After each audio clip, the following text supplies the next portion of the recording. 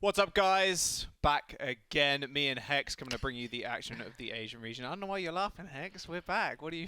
Because like, it's why are you laughing? It's already 1 a.m. and I get a little slap happy when it gets a little late at night. Overwatch League After Dark has been fun, and I think we have some good matches tonight. They better be better than last night, at least. Yeah. Well, night, day, whatever you want to call it. Yeah, well, you'd like to think so. You hope so, at least. Chengdu Spark not looking so hot as of recently. They did both end up suffering a 0-3 the other day, and hopefully they can bring it back. I'm sure a lot of the fans out there will be hoping for the same. We were talking about, actually, a little bit before this whole thing started. We were sitting in rehearsals, and yeah, the Numbani push for Spark.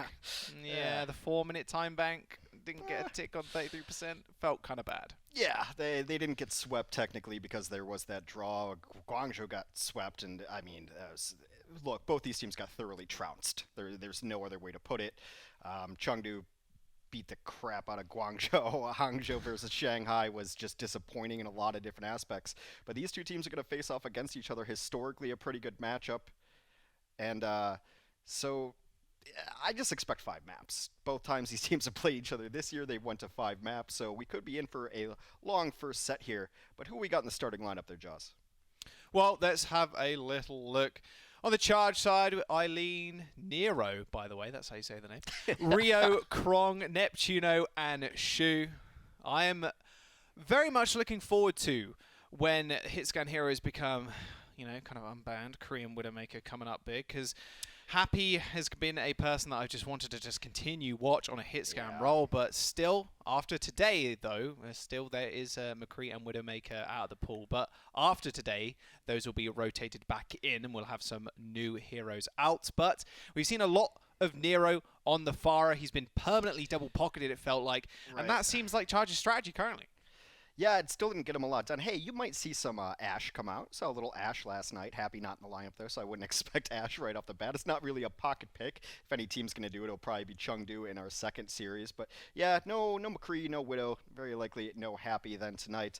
On the other side, though, the Hangzhou Spark are going to bring out their roster. That is going to be Godsby, Bezzy, Gushui, Ria, Bebe, and IDK. And yeah, I mean, I think with Bezzy in the lineup, you would expect Sombra. It was kind of his ace pick.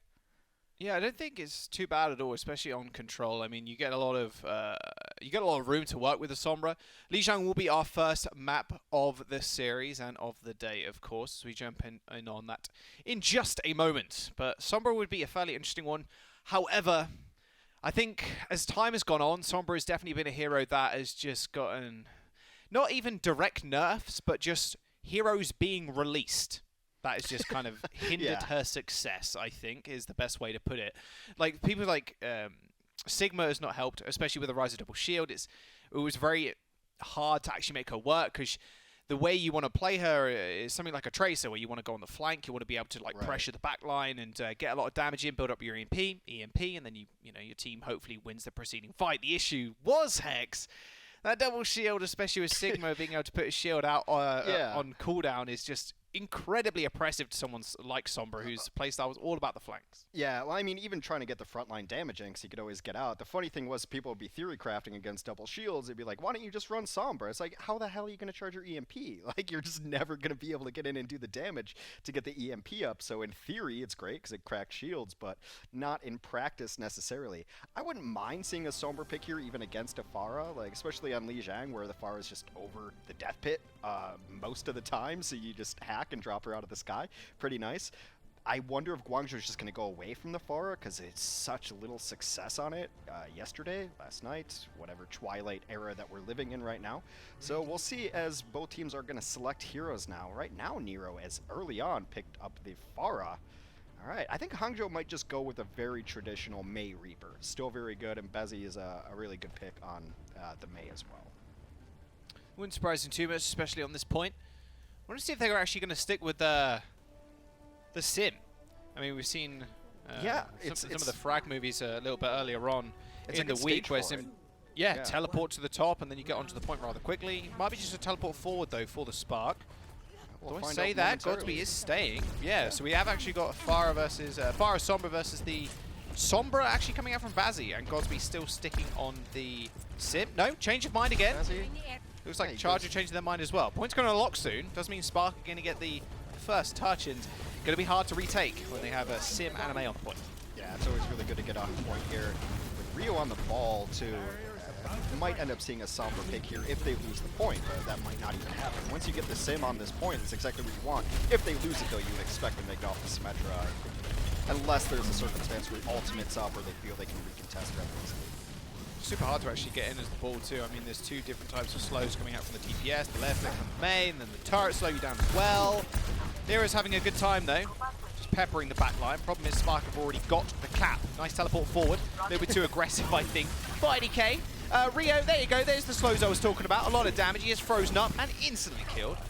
First blood to Rio. Resurrection's going to come through, but that does mean it is down. Bazzi pops the ice block fairly early. This is the time to go in if you are the Charge. Nero with the barrage as well. Ball is going to come through, but is he actually going to get that charge off? Rio once again going down, and so many weak players from the Spark as they do get bio-grenaded, as Godspeed does end up falling, but Spark continuing the pressure on the front line as they do use the Coalescence, and Nero still trying to find an angle to come in with this barrage. Yeah, Godspeed did die during that with the Symmetra, so he's going to switch off and go over to the Tracer, which is always great to see. I love seeing the logo in action here so he can get back to the point. Also provides a decent amount of pressure onto the Pharaoh Mercy combo, and just kind of picking apart the back line as well. I mean, pretty much Shu is going to be alone because Neptuno is going to be in Nero's pocket the whole time, so potential pick-off there for Godspeed. Haven't really had a straight up fight just yet. Rio dives in once again. There's the barrage. There's the, oh my goodness, yeah, EMP straight on top of Nero. I'm not sure it mattered all too much though. I say EMP, actually that wasn't EMP because Spark didn't have somewhere. I don't know what I'm talking about. He fell out of the air though. Not entirely sure how that happened, but he got the barrage off and he got a kill. That's what's important. Card end up now just falling over. And that should just be a recap here. Well, a recap, just a cap for the Charge. But then Spark now sitting on a Blizzard and a Bongo, and you're looking at a Flux coming to the next fight as well. Yeah, that's what the Charge were playing for the entire time. Get Nero to do a ton of splash damage in, staying safe with damage boosted rockets. Eventually get a barrage in, but at 89%, the Spark are only a single fight away from winning this first round of Lijiang Tower. And it was a they've got everything they want here. Blizzard. What? Okay. Where did that Blizzard go? What do you... you Blizzard the stairs. I think he expected Krong and Rio to stay around there a little bit longer. Rio actually got pushed off the map. And Bebe is also down. Godspeed peppering the back line, but there's a Matrix right in front of you, so he's not going to be able to do too much damage. He does end up sticking the Diva, but the rest of his team are already just going to pay for this. Rhea did go down fairly early. Another barrage for Nero in the front line. Gushray ends up falling. Rhea finds a little bit of revenge, killing Eileen off, but the resurrection comes through from Neptuno. That Blizzard was the one tool that they really needed to recap that, and it got thrown away on the staircase, unfortunately. Yeah, not great there. I think Godspeed was seduced by the fact they had 90% capture, both overall and on that point, and just thought maybe he hits the hero.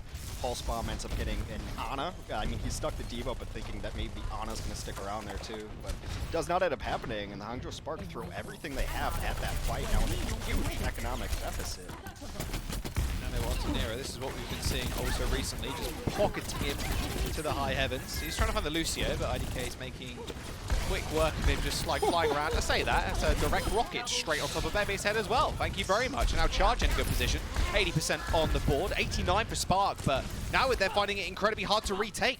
They can't take out Eileen because he's sitting there with EMP. Nero's up in the sky. You haven't got a big hit scan threat to take him out in the air. Got to be still on the Tracer, and now Charge. One fight territory for them. IDK may have the beat here. That's the only ult they have actually got to use. Yeah, I mean, it's all they have. They might have used aggressively, but they get EMP'd first. He gets hit by it. That's almost it. Yeah, this is it. This should be just done. Gushway and Bazzi end up going down. IDK can beat himself in for sure, but he's only going to land on 4. Godspeed nearing a pulse bomb as Shu ends up going down. A lot less healing now for the Charge, but Neptuno still high in the sky as Krong sends out the bomb. Enough time now for Neptuno to find the res, and Neptuno helping Nero, damage boosting that barrage straight on top of the support's heads. And there we go, Charge trolling the point. Spark forced off any moment now. As soon as they kill Godspeed, the round should be all over. That's 1 point on the board for Charge already. That's a game of momentum there. You saw Hangzhou started it off with the Symmetra, was able to get a really nice first capture, but during the first real engagement, they ended up taking it outside of the point area. Godspeed fell, And that was really giving up the entire control of the point. He was never on the sim again, so Guangzhou was able to play inside there. Nero's able to play inside the point, in the bird nest, as you will. And he's able to get a ton of damage done because he's not worried about slows. And once they took control with the Pharah, what do you really have to try to deal with the Pharah anymore? I mean, Ashe is okay-ish, but she's not McCree, she's not Widow. Yeah, unfortunately that. I think every hit scout player is like, well, she's not Kree, she's not Widow, but kind of Ashe, not McCree, is what her nickname is. Yeah, not Kree. I don't have stun, but I have dynamite, which gets eaten by D.Va. Nero is changing up here, so they're not going to stray away from the comp that they played last map, and Nero's been playing. Also recently, they're going to go for a Sim May. Looks like Spark are going to do the same thing. They can hold tab after 15 seconds and see what the enemy team are picking. That's exactly what they've done. Good positioning from Charge, though. Able to rush back to the point rather quickly. Nice little boot there. Almost sent two flying off into the lake. But Spark have managed to make their way over the bridge. Nice couple of headshots onto Rio, though. Spark now marching on forward. If they just keep Guangzhou alive, they should be fine to put themselves on point. Godspeed's now going to round up the rest of Charge. The closer they get to Guangzhou, the more damage they're going to receive from Godspeed's Hellfire shotguns. Nero ends up going down, Krong to fall as well. And Spark once again find the first cap. Train back to spawn as both teams just end up on these mirror match. Yep, I'm just looking at every year, making sure I'm correct, because both these teams are known with the odd wildcard pick here. But really early on, Guangzhou just stay alive. A lot of it was the architecture too. He was in deep trouble there, but is able to just cut that random spire out there on the left side. Use Sit to his advantage, stays alive. Oh. That was almost bad news. It was only the Reaper though, so he was able to shift away to safety. Coalescence to start off. Godspeed going fairly low, has to keep himself alive.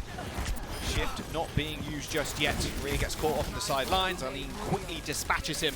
Now Charge slowly but surely making their way towards the point. Wall is going to isolate Rio though on the side. He goes golden, hides behind the wall as well. Only just getting killed off in the end by Godspeed. They do trade kills as Bazzi does end up going down as well. But the Blizzard should seal the deal. No one can move now, no one can play Overwatch, and that should be it. 50% and counting now as well. Spark looking good in terms of ultimate economy. Only use that Blizzard in that fight, plus the Coalescence, but it does build up fairly quickly. Baby now on 80% towards another one. Yeah, I'd say Bazzi is about 50-50 on his Blizzards right now. That one being a good one, he got it off before Nero did, but that's now something that the Spark are going to have to deal with. Bebe is getting near another Coalescence, and there's Soundberry up, so they've got tools when this Blizzard does eventually come in. See how passively they're playing. They don't want to get caught behind this pillar. I say that.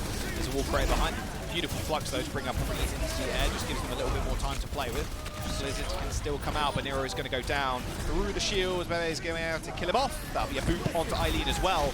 That beat forward, a little bit questionable, I must say, as there was only two people left, but 95% of building is what it is. You've got a couple of ults to really work with now. Charge are going to be trickling onto the point if they can even make it back.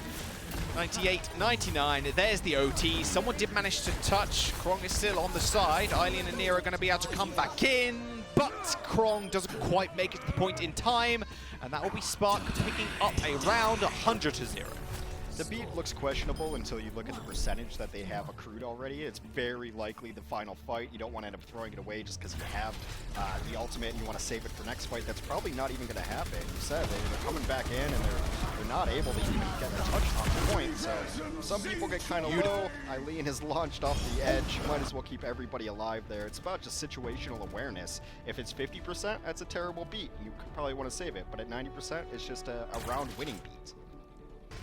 Yeah, I always end up using mine in when we win or when we lose. I'm not gonna lie, I say my beat's a little bit too long.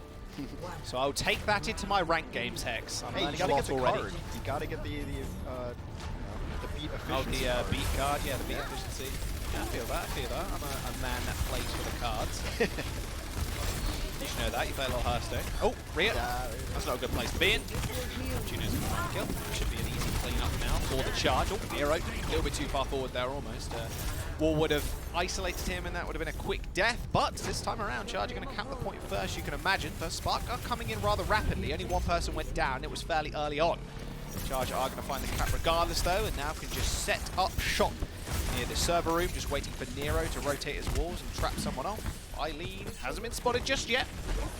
A little bit of a sleeper agent in the back line. Is now going to find himself in amongst the rest of the team. Problem is though, Krong got walled off. Frozen up, instantly killed, and now Eileen has to get back to the rest of his team as that Coalescence is just destroying everybody through the shields. Ice block pot fairly late on for Nero. Is going to be able to survive for a little bit longer here as the Coalescence coming through for Shu as well, but the point does get flipped by Spark, and the kills are coming through. IDK and Godspeed just cleaning everybody up. Something to note here early on is Rhea's play. And he's an interesting guy because I don't really have a great read on him. Is he good? Is he bad? Because a lot of this, he'll get picked first in bad situations. Some of it's the wall. It's not really always his fault. Or he'll get an opening pick. In this very short map sample that we have so far, that's kind of been the pattern here. Again, just want to point out the classic Rhea-Rio matchup here. Super fun. Yeah. There's so many of those. There's a lot of three-letter names in the league. KSF, KSP, the classics. Nice little wall.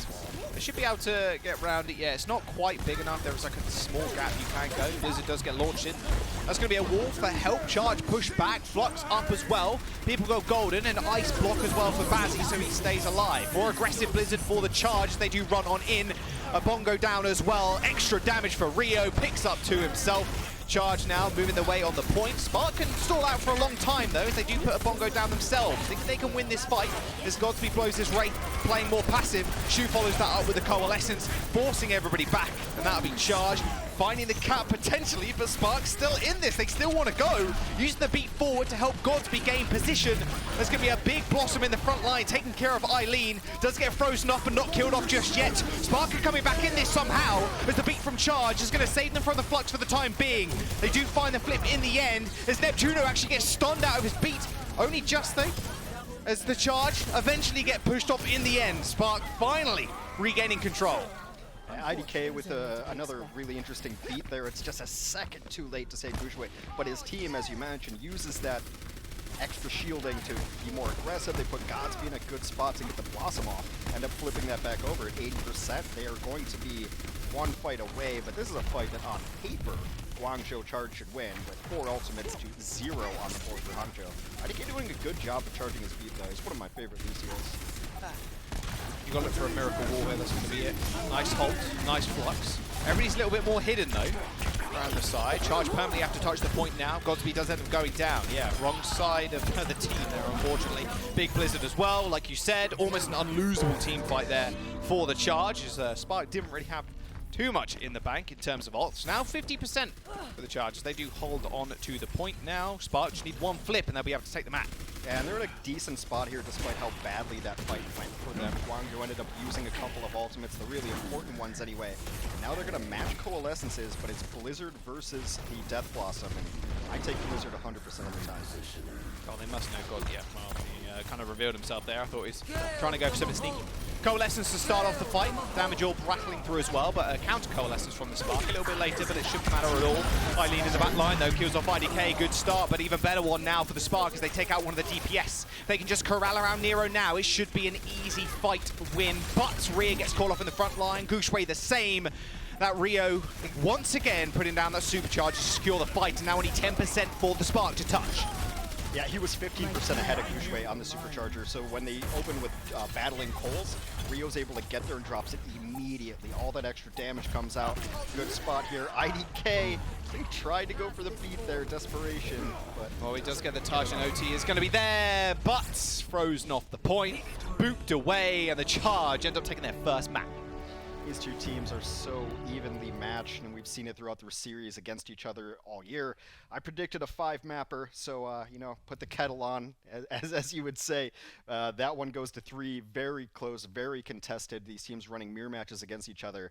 I think we're in for a long one here. This one really just came down to who had the right ults at the right time on pretty much all 3 rounds.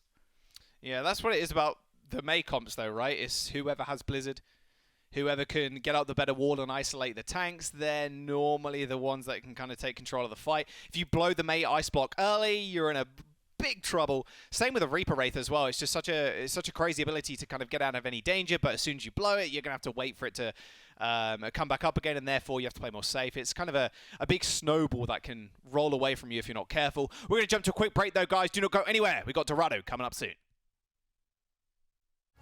The Overwatch League is brought to you by Cheez-It Grooves.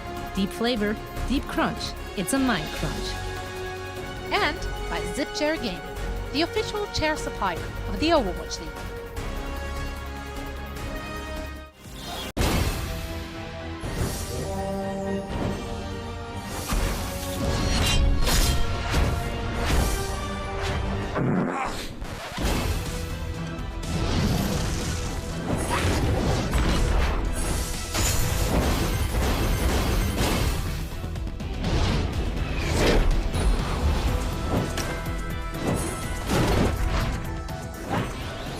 Legend of Soulguard. Download now.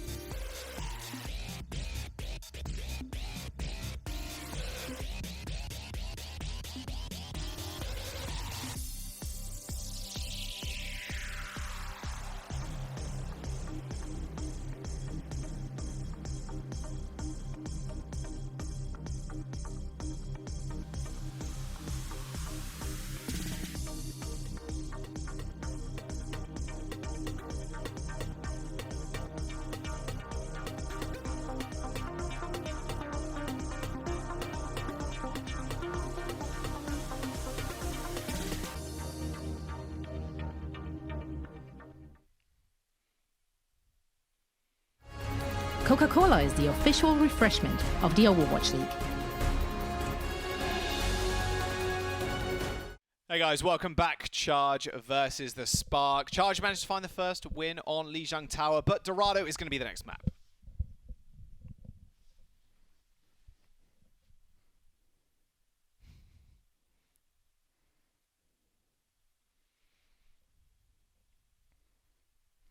A very electric-themed match tonight with the Charge versus the Spark here.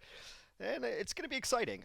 Both these teams really need a win. They need a bounce-back win and some bad results. There's no other you know what I have word confidence to say. in? Bad results for them last night. Maybe some hit scan. Maybe Maybe some some it's good really hard to find old-fashioned confidence in hit scan. either Get of the these Ashe out. teams. Get Ashe again, because Korean Widowmaker are banned. And maybe we see a little bit of May on this map, especially on the first point. But May is a little less strong, especially going on to second. So I can imagine we're going to see Neurofire, which alludes me to think we potentially see Godsby on either a Tracer pick, and obviously not going to counter the Pharah there, but just more disruption in the backline, forcing Pharah to do something about it. Or we see him transition over to the Ashe. But we do step on to the field, though. We see how each team are going to do it. I have a slight audio issue with Hex at the moment, but, you know, you've got my sultry voice to keep you company for the time being. Charge going to be on the offense. Spark on the defense. Now, I'm slightly surprised, especially for this map, not seeing Happy come in, like I said before, as knowing that Spark potentially might go a little bit aggressive on the hit scan front, just having a counter hit scan, I don't think would be too bad whatsoever.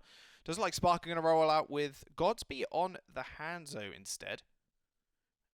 We do have the May as well for Bazzi. An interesting healer combination too for the Spark, Bebe and IDK on the Zen and Bap. And with this comp, really, obviously, you want to hold around the choke point, of course, with the May. The best thing about having the Orisa and the Dragons combo is very reminiscent of London's Spitfire. Oh, so long ago, using the Holt into Dragons. It's basically a mini Graviton Surge on a cooldown if you can use it correctly. It can just be so devastating. Even if you grab like a couple of people, it's more than enough most of the time to win a team fight.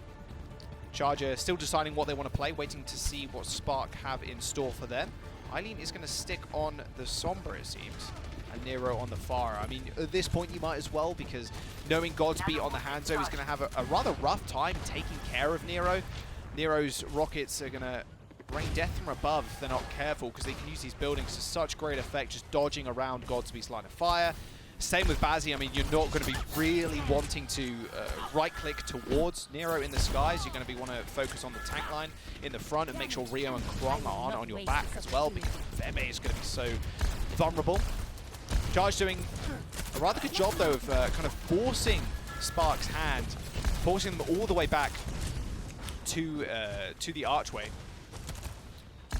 So they...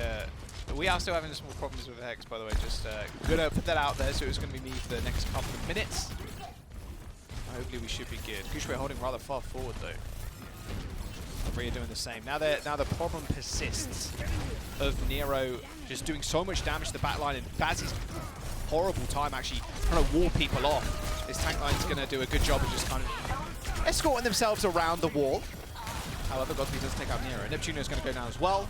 Gushue finding a nice couple of hits, and this is going to be a good setup. But once again, you are in a situation where if Charge are able to build up an EMP, your front line's going to instantly die. There is absolutely no way. And I think this is why they're playing the Baptiste and the Zen, in order to either get an Immortality field off if IDK can get out of the way of the EMP, or if Bebe can get a Transcendence, which is even better because obviously it can't be destroyed. That would be an infinitely better option for them. However, hiding away in this situation is going to be the hardest task. Bebe will just explode if he does hit it. Beautiful shots though coming out from IDK, easily killing off Nero. In fact, Charge is just having the roughest time at this point. They are literally waiting for the CMP. That's the only thing they are doing right now. 20% away as well for Eileen. And Nero is going to be able to layer the barrage, but look at the time bank, 1 minute and 40 seconds. You are in a situation now where you are forced to stay on this comp. You can't change up. If you change up, you've wasted 2 minutes for absolutely nothing. So Eileen's going to probably EMP and at this point switch if it doesn't work. And now Spark have 2 support ults online. IDK's is a little bit, it's whatever to be honest, because you are waiting for the CMP to come in. Rio is going to try and do the same with the mines, make sure no one can kind of get away. IDK and Bebe still playing in the main though, which is kind of concerning. You can see the instant dive into Bebe though, as Nero does land it direct. Nano boost onto him as well, and Godspeed's not going to stand a chance. Nero is going to get walled off, however, a beautiful, beautiful wall coming through from Bazzi to make sure he gets out alive, and him killing off Shu as well is just icing on the cake for the Spark. EMP is available for Charge, as well as 6 people now just bundling onto the payload, as they did kill off Bebe fairly early on. The target prioritization was just absolutely paramount, but with the 45 seconds remaining, Spark are going to be able to get back to this point on time. Nero's going to be able to hide away, and again, the damage is, and especially the drop-off, is just disgusting for IDK, so he's going to have to get some sick shots off to try and take Nero down or even pressure him out. Supercharge coming through from Gushue should be quite easy taken care of, but for some ungodly reason, Bazzi manages to take out Neptuno in the skies, damage boost headshot. There's been a Blizzard on the sidelines as well for Bazzi to make sure that Shu can't do anything, but a beautiful sleep with a bar grenade to follow up. 10 seconds down remains for the Charge. Barrage and EMP available. They need to be able to get onto the point. Point presence not quite there just yet, but Spark still hiding on their ults. I want to know where Bebe is right now. There he is, Barrage. As soon as I said it, kind of jinxed him a little bit. EMP on top as well, cancelling the flux. This should be it. Point cap is going to be here. 2 minutes and 20 seconds, moving on to second. It took them a while, and it took them almost all of their ults, or at least their DPS ults, to try and get through that, and a sleep actually onto the May to stop him killing the backline, but they did it in the end. Not the best time bank in the world, unfortunately, though. It's just a feel-bad EMP right there. You're up trying to get the flux, trying to make a play, you get hacked out of it, you get EMP'd out of it. My audio's been fine for like 2 minutes, but you were on such a roll. Oh, such a good job. really? Oh, wow. Nah, okay. More like 30 seconds. Okay. I thought the map might end, so I let you go with it. Solo casting can be fun, man. I'm going to let you save your voice, though. We got some more matches to go to. Aren't you kind? Aren't you generous? No one's ever described me as that before. Well, I'm going to be the first. Is on the Godspeed can absolutely crush on Hangzhou too. I mean, it used to be a terrible matchup against Pharah, but some changes that happened to Hangzhou over the last year or so have made him get scanny, been reverted. Like Nero's still just feel like a god right now. You're untouchable. Yeah, he also forced the Transcendence as well just by being nanoed. Nero has the barrage. Oh, baby. Oh, please get away. A couple of nice little shots there onto Nero. Stops him in his tracks. But that's a big barrage from the back. Yet can't eat all that, unfortunately. Double kill for the Pharah. Easy as that. You see Rhea just try and eat it up, but he didn't manage to succeed. Both tanks split up in the end. For a second, Godsby switched to not McCree, but he's going to go to Tracer instead. IDK going to Lucio here makes a ton of sense to me. Yes, Baptiste can help out and try to put some pressure. You don't really want to be doing that as Baptiste, and the Immortality Field's never going to stop a barrage. If Pharah and boosted rockets are going to take out the lamp almost immediately. So compositional changes here for Hangzhou. Both teams with nothing really to work with in this last point, so this is just pure execution. Feels like Spark executed a little bit better at taking out the tanks. Rio ends up going down. Uh-oh, that Mercy's so low. Godsby tracking him through the air. Neptuno falling is going to be disaster. And now Eileen, Shu even is going to get jumped on. As soon as your Mercy goes down, Shu is dead. It is dead to rights. There is no way you're going to be able to save him. And now with 17 seconds remaining, Charge are going to have a difficult time getting back to the points. Nero switching over to the Tracer. Eileen's going to have EMP, but it's going to have to be a big one. But so is Bazzi. Someone's going to touch. It's going to be Eileen as soon as he decloaks. He's going to be on top of the Keep in position here.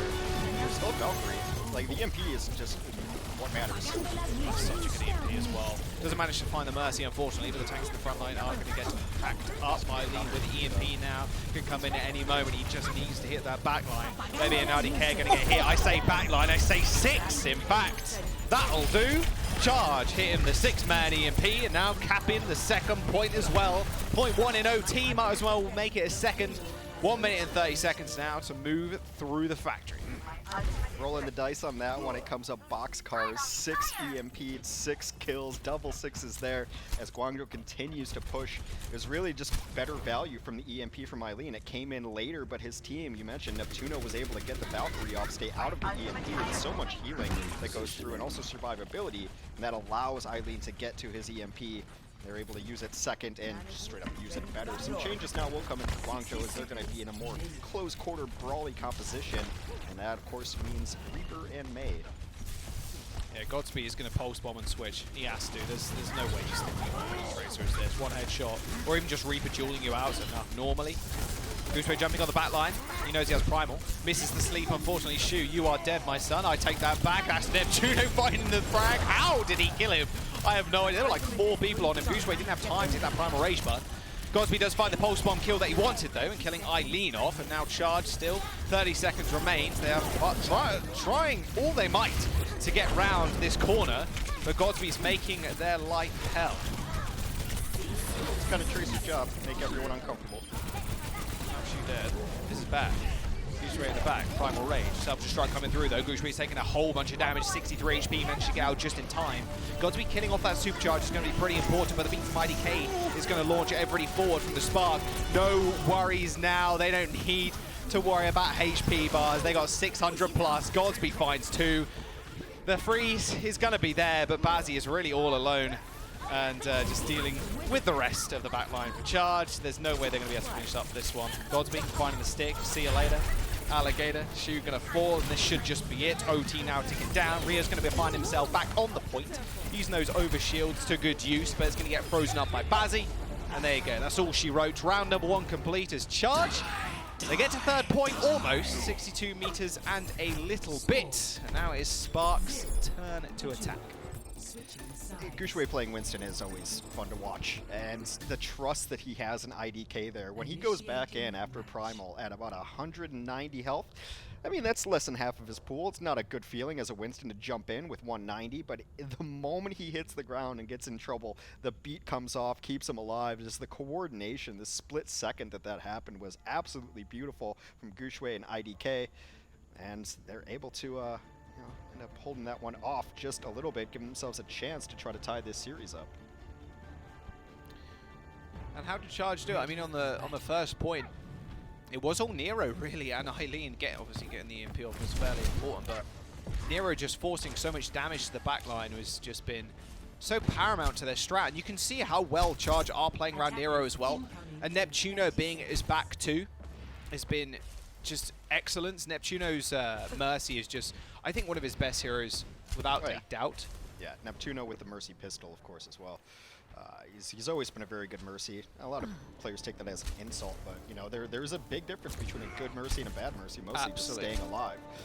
This Guangzhou composition, I mean, it's just got a feeling of inevitability to it. If you don't deal with the tanks on the ground and the supports on the ground, eventually you're going to get EMP and you're going to get barraged. And at the Overwatch League level, barrage actually gets a lot done. It's not the press Q to die button that it is in pretty much every other rank. Yeah, indeed. I'm still 50-50 on this Tracer pick, but if you can make it work, you can make it work. It deals with dive tanks fairly well. Winston has a fairly large head hit box. Same with DV, just kind of straight into the neck, you're going to get headshots. But dealing with Nero is not a priority for them right now. It's very much ignore the Pharah strat unless Bazzi goes for something crazy like Translocator hack in the air. So Nero's going to get a free barrage, basically. Already at 70%, you can see. Dive into the back line. Once again, Nero and Neptuno, yeah, just doing God's work up in the sky, saving Shu. Eileen was hacked as well in that situation, but nothing can really be done because the tanks are just getting peppered in the front line before they can do anything. Barrage is up. I think they've been trying to combo Bazzi and Godsby in the back line. Shu got hacked earlier, but Godsby wasn't there to take him out in that fight. They're going to open a cold. Yeah, beautiful positioning from Shu there, jumping up into the high ground, missed the damage from Bouchway. That Coalescence is not going to really do all too much, and now the barrage is available, like you said. Eileen 60% of the EMP, but if Nero does find an in, he will use it. He is going to get nanoed as well, so he's way more difficult to kill than he was before. Barrage on top of the D.Va, Matrix runs out, insta-kill onto Rhea. Bazzi goes down as well. Charge with a good start on the defense, burning down the time bank of the Spark. However, Shu does take a fist to the face as IDK does end up taking him out in the back, but it shouldn't be a lost fight. If you lose this right now and IDK, you know, 5Ks, then you got a little bit of a problem there. Neptuno finding the res onto Shu. Bazzi closing into the EMP, but Charge setting themselves up for success. Eileen's done way more damage and has the EMP ready already. Charge are ready to go in on this one, though. They're going to have Primal, they're going to have the Pulse Bomb. Pulse Bomb value is just so important as the Tracer, because it's just, with these sustained health rules, it's really hard to actually get final blows. He's going after the Winston, it has to just stick him there, but Primal's out. Primal instantly. Beat's going to come through, EMP landed. Problem is, the beat came through as well. IDK a good job of navigating around that. Self-destruction to the backline, killing off Shu, and now Neptuno falling as well. No support available. Charge are crumbling away the one tool that they needed. What was it? It was the EMP, but the problem is IDK was waiting around the corner with a beat as the best way to counter the EMP, and it was very much a game of chicken at the end of the day with the Lucio. Do you want to counter the beat that's going to come out if they go aggressive, or do you want to sit on the beat and wait for that EMP? More often than not, the higher percentage play is just sitting on the beat and just hiding away from the rest of your team as they get EMP and then coming in to save them. Bazzi is setting up for an EMP for himself there. And it's just never good for the Charge composition to lose one of your supports. Obviously, it's never good for any team. But you think about it, if they lose Neptuno, then Shu maybe has to try to heal Nero. If they lose Shu, then Neptuno has to change his game plan and maybe try to heal everyone else. It puts so much stress on the other team when you do kill one of the supports. Maybe that's why we're seeing the constant Tracer pick here. Oh, man, that's a big hat, but that's a big bait even. Oh my goodness, both tanks chasing after Godsby, but in the back you can see Nero coming out with a big barrage. If it was a bait, a reverse bait all along, they baited the bait. EMP came out on the tanks as they jumped on Godsby, who was hacked. Godsby got killed, the EMP hit the tanks, but then Nero's not hacked, and he barrages, and the rest is history. Charge with a beautiful defense here on second point. Still a lot of time, though, for the Spark, of course. We'll jump into a quick replay of that exact moment. You can see the tanks were hacked. They 180'd. A beautiful turn there, 180 from Nero to make sure he didn't actually kill himself on the splash damage. Rio was so close to shutting that down, too. Just a meter away. The Matrix just a second too late, doesn't get there. A lot of his team dies. Again, we got to take a look at Pulse Bomb efficiency here.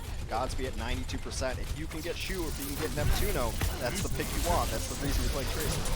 Rio's taking so much damage, so much healing there was that bike, and he did end up landing on him. He's got Primal Rage available as well. Pulse Bomb did go out, almost hit Rio, but Godsby missing ever so slightly. Doesn't manage to connect, but the damage was done, and Eileen ends up getting taken out by Rhea. Rhea using that self-destruct high in the sky. Almost managed to take out Neptuno. Neptuno on like negative HP right now, at least under 10. I'm surprised he actually got out of that alive. Godsby and the rest of Spark are still corralling around this payload. It's been hard to win a straight-up fight because, again, Nero's just sitting up high in the sky on the Pharah. Almost impossible to take him out at this point. And Ali's been sitting on the CMP, almost waiting now for the Spark to jump on in. They know they have beat available, so IDK is going to have to now walk away from the rest of the fight and the rest of his team. Again, this game of chicken is really coming into effect. Nero getting nanoed, instantly taken out the Mecha Bria. Barrage from the skies as well should seal the deal for that fight. The Spark now have a minute and 30 to cap the second point. I just really like what else the Charge is running with this composition. Yeah, Fair and Mercy is all good, but then a lot of times the response to that is we have to ignore it, especially with the heroes that are available this week. You kind of have to ignore it, and you try to take down the front line. But the Charge are running super mobile tanks. I mean, the only person who's really a static target is Shu. But if you look at his positioning, he's almost always like a mile away and safe and in architecture and doorways and hiding out. So what do you even try to kill if you're Hangzhou? You try to get to Shu, I guess, is the easiest target because everyone else can jump away. And, you know, there's even a hero on the Charge who's invisible. That's not fair. That's not fair. He's using those Utah. cheat codes that I used to get my Nintendo Power. Well, Yeah, Gushwei is at the primary. He's trying to get to the backline. You can see him try and do it. Bazzi with the EMP. He needs to hit Nero in the air, or at least Neptuno. Take out the supports, and the lifeline of Charge will just disappear. Bazzi now has to recall and now puts himself in an even worse position as they know where he has gone. And you can see Eileen pre-spraying to make sure that Bazzi can't come out in stealth. EMP still waiting for him. Gushwei disrupting the back line, trying to knock people off. And now the payload in contention with 15 seconds remaining for the Spark. IDK still holding on to the beat, refusing to use it, waiting for the CMP to come out, but it's going to be too little too late. He comes out with the beat, hits 3, but Nero has already killed off 3 people in this fight already. And now it's desperation time for the Spark as the Charge could go 2-up in this series if they can just finally finish Bebe. Using the Coalescence, the EMP comes through. This should just be it. Charge moving forward. Goosewave may have found a kill, but OT is here, and the pressure has just been piled on. Neptuno coming out in the Valk as well. A hack onto Gooseway. He is just now living ult Charge, dying on the point. OT ticking through. There'll be one last ditch attempt by Bazzi to touch the point, but OT should just trickle away from this point. Charge just holding on to that EMP for so long and forcing Shu into the worst into the worst position possible for Lucio. He didn't want to use that beat at all. It was the game of chicken, and Charge end up winning it 2-0 now in this series. Yeah, I mean, it's just so frustrating if you're the Spark, too, because even if you get a kill, and they got Shu a couple of times, but with these mobile tanks I was mentioning, the tanks just go and cover for the resurrection. So it's essentially playing 7v6 because they were never able to deny resurrections at all. The tanks are always going to be mobile, and they're getting healed from both the Ana and the Mercy in those situations, and you kind of just feel for him. It's when we started talking about hero pools, we had a meeting about it, and I was like, well, what happens if Widow and McCree get banned in the same week? And the answer I was given was, well, it's just a week. We're just going to have a fairer week, I guess. And we've seen it happen so far for the Charge. They're just sticking with it. And yeah, her 2 best counters are straight up out of the game. It puts a lot of pressure on the tanks. So you run dive tanks, you run the D.Va at it to try to deal with it. But, you know, D.Va's had some changes. It's not quite, I don't think it's still 3 seconds on the cooldown. It's 4 seconds now. 4 seconds now, which, you know, in Overwatch time is an eternity. So it's harder for D.Va to deal with it. You see the Winston, it takes so much attention to deal with, and then when you finally succeed, it just gets rezzed again, and it's just demoralizing. Well, the Charge have been running with this one strat, right? They've been running the fire, they've been hard-pocketing Nero, and have Eileen just waiting in the wings with the EMP that whole time. Yeah. It does put Spark in a situation where, like I said before, they have to either kill off the Sombra, who's permanently invisible, or try and kill the back line and ignore the Pharah. It's Charge has just got this comp down to a T, it seems, especially in this match, going up 2-0. Yeah. We're going to jump to a quick break, guys. Do not go anywhere. Map number 3 coming up soon. The Overwatch League is brought to you by T-Mobile, helping you stay connected to what matters most. Learn about T-Mobile's COVID-19 response on T-Mobile.com. And by State Farm. For auto, home, or renters insurance. Like a good neighbor, State Farm is there.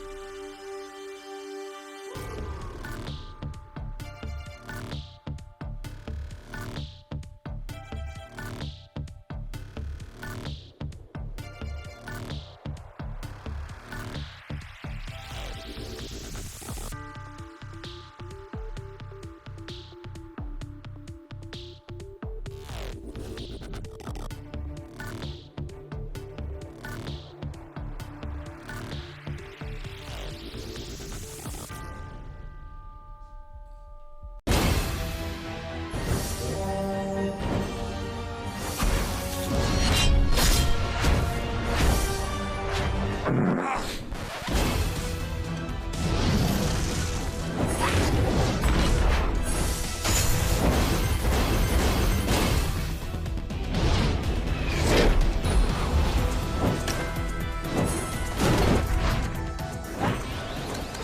of Soul Guard.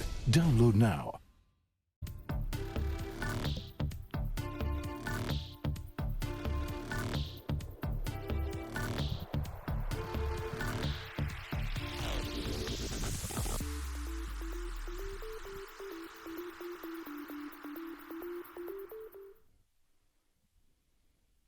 Hey guys, welcome back. This is your game break presented by Pringles Wavy. My name is yours, of course, joined by Hex. And let's talk about what we just... You laugh every time I do the intro, mate. There's something just funny about hearing a grown man say, "I am Jaws." I am Jaws. My name is Jaws. Jaws. And my real name is Jack. Jack if you're at least people fast food delivery companies. Will occasionally refer to you as Jack. No one even knows my real name. True, amongst our circle of friends, like literally everyone has just called me Hex for like 3 years now. It's because it's quicker. It's fine. Which is fine. It's fine. I think we have something to get to though, Jack.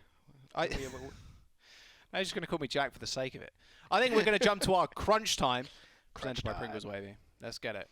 Right, like we said before, Hex, we're in a situation now where Charge are playing chicken with their ultimates, and they're waiting on the CMP because they're waiting on the beat coming through from Spark. How are Spark going to come back into this? Because they are now 2 maps down. This could just be a straight 3-0 for the Charge.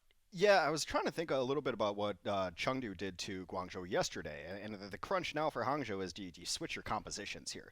Because Chengdu was able to run a little bit of the Ashe, that's not great, but they did run their own Pharah against it too, and what that'll do is at least the Pharah has to do something other than just rain rockets down on you. You have to pay a little bit of attention to the opposing Pharah in the Top Gun dogfight in the sky, and at least it's 2 less rockets a clip that are just getting pumped into your tank line, and it gives your guys on the ground a fighting chance.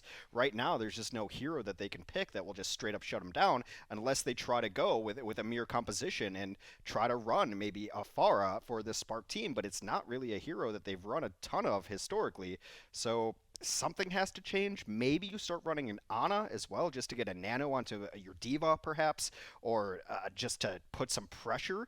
Maybe you can deny resurrections with nades and sleep darts, but something's got to give right now because Nero is just living the Emperor life.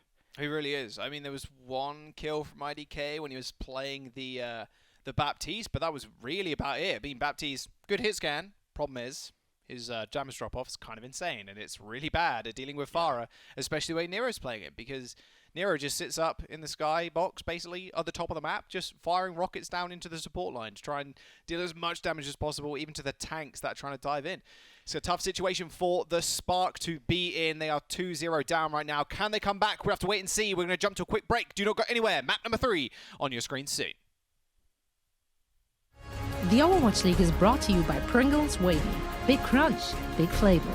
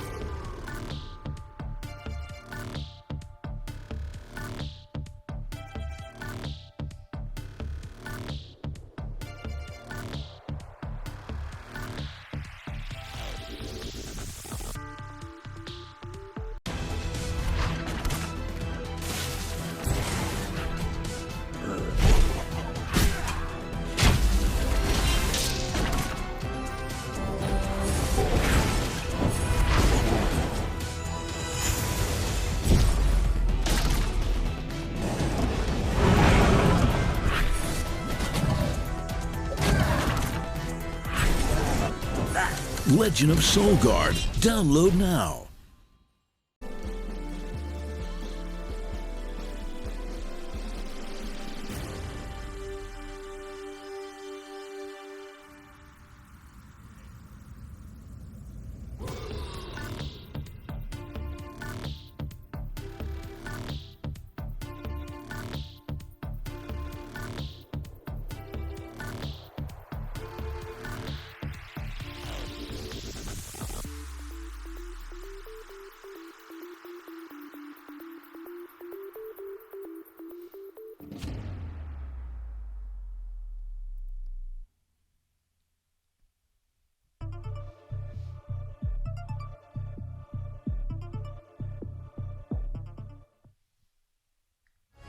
The Overwatch League is brought to you by HyperX. Unleash your style, unleash your fury with HyperX Fury Memory. And by Coca-Cola, the official refreshment of the Overwatch League.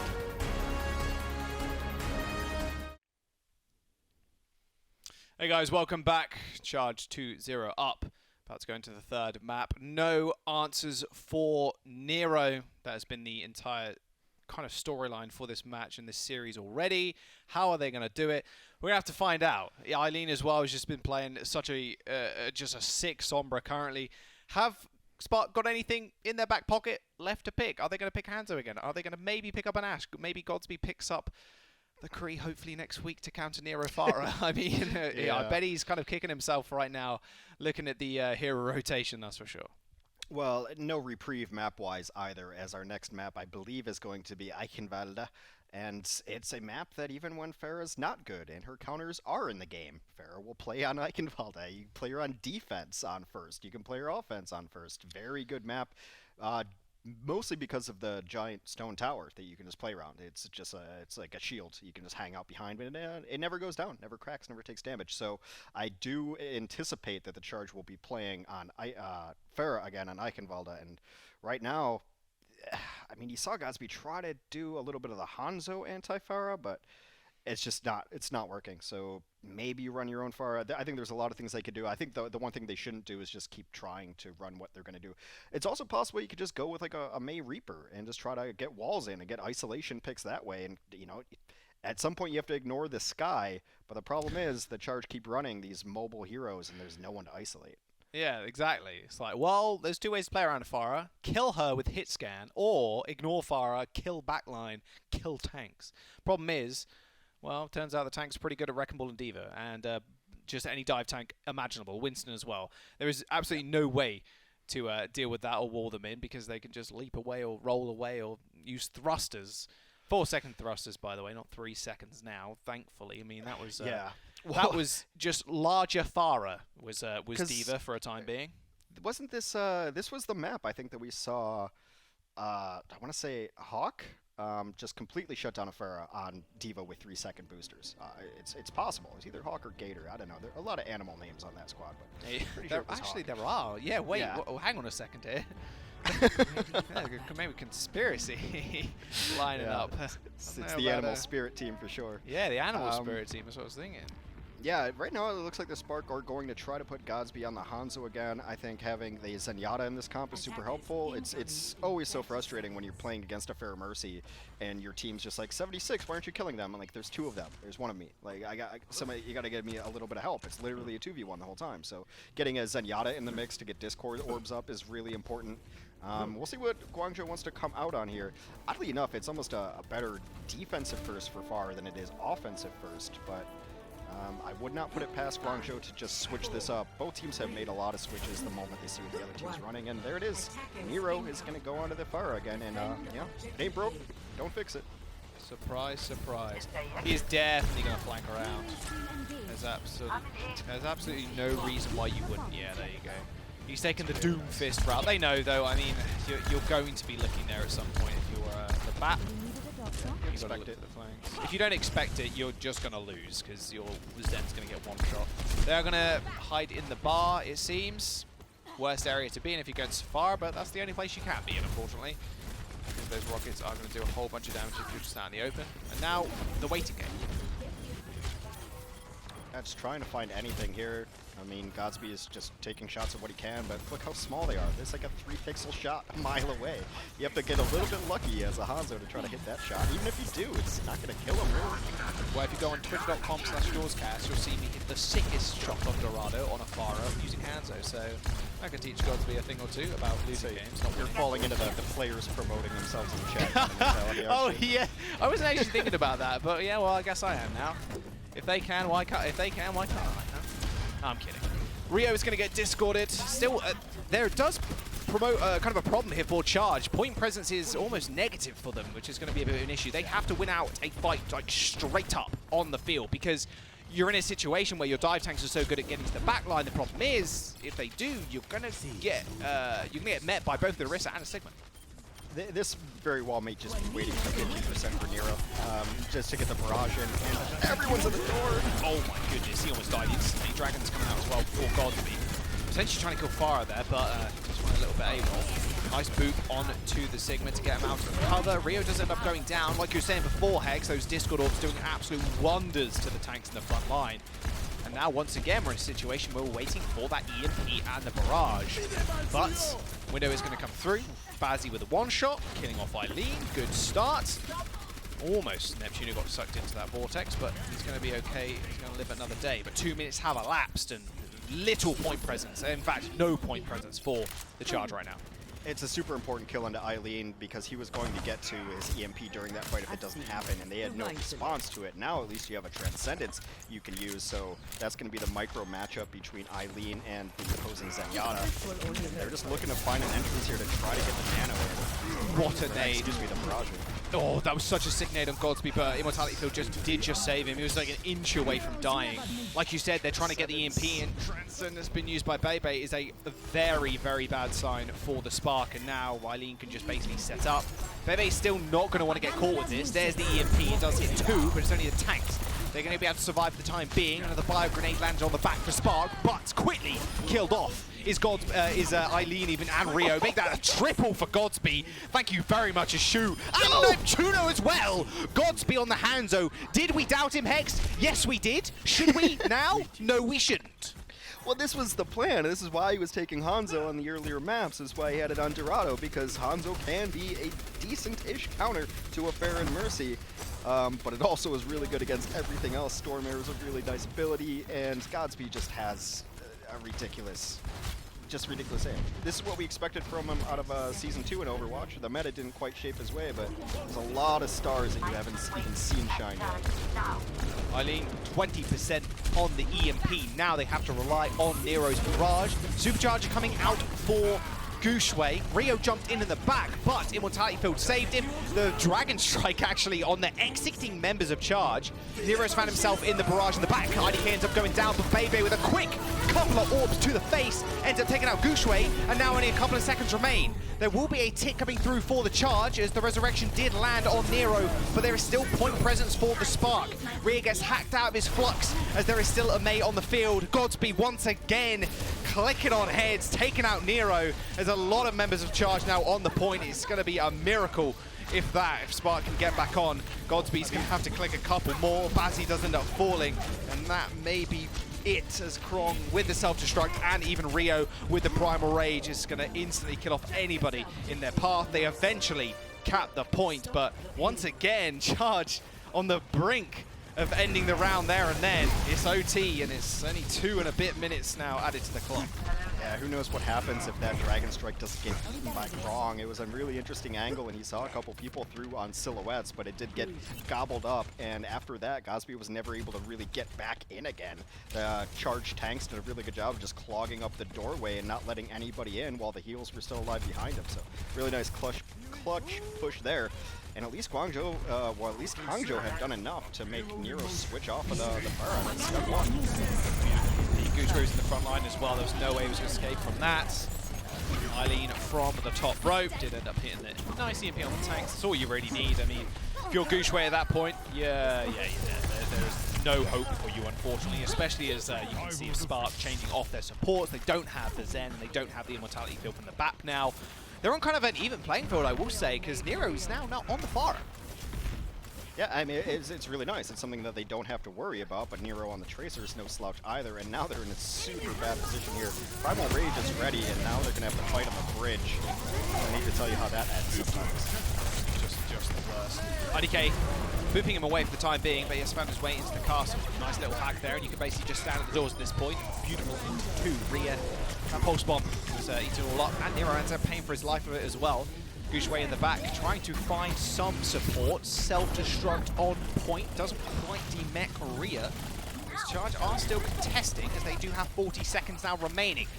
IDK still sitting on this beat. It's going to be important for this last fight as they just round up the rest of the members of Charge. If Charge can corral here and attack as 6, it's going to be a good spot for them to do so. But Issue is, IDK still sitting on their beat, comes out just in time, 6 players hit, Godsby gets hacked as they do get back onto the point. Counter beat comes through for the charge, self-destruct high in the sky, they got to go remove those shields or at least remove their bodies. They do just that as IDK does chase Krong off the map as the EMP does come through from Bazzi as well. That should just be all said and done. A late EMP from Eileen as Godsby, IDK and Bazzi clean up the rest. The charge now, last-ditch attempt to try and touch the payload as the time ticks down.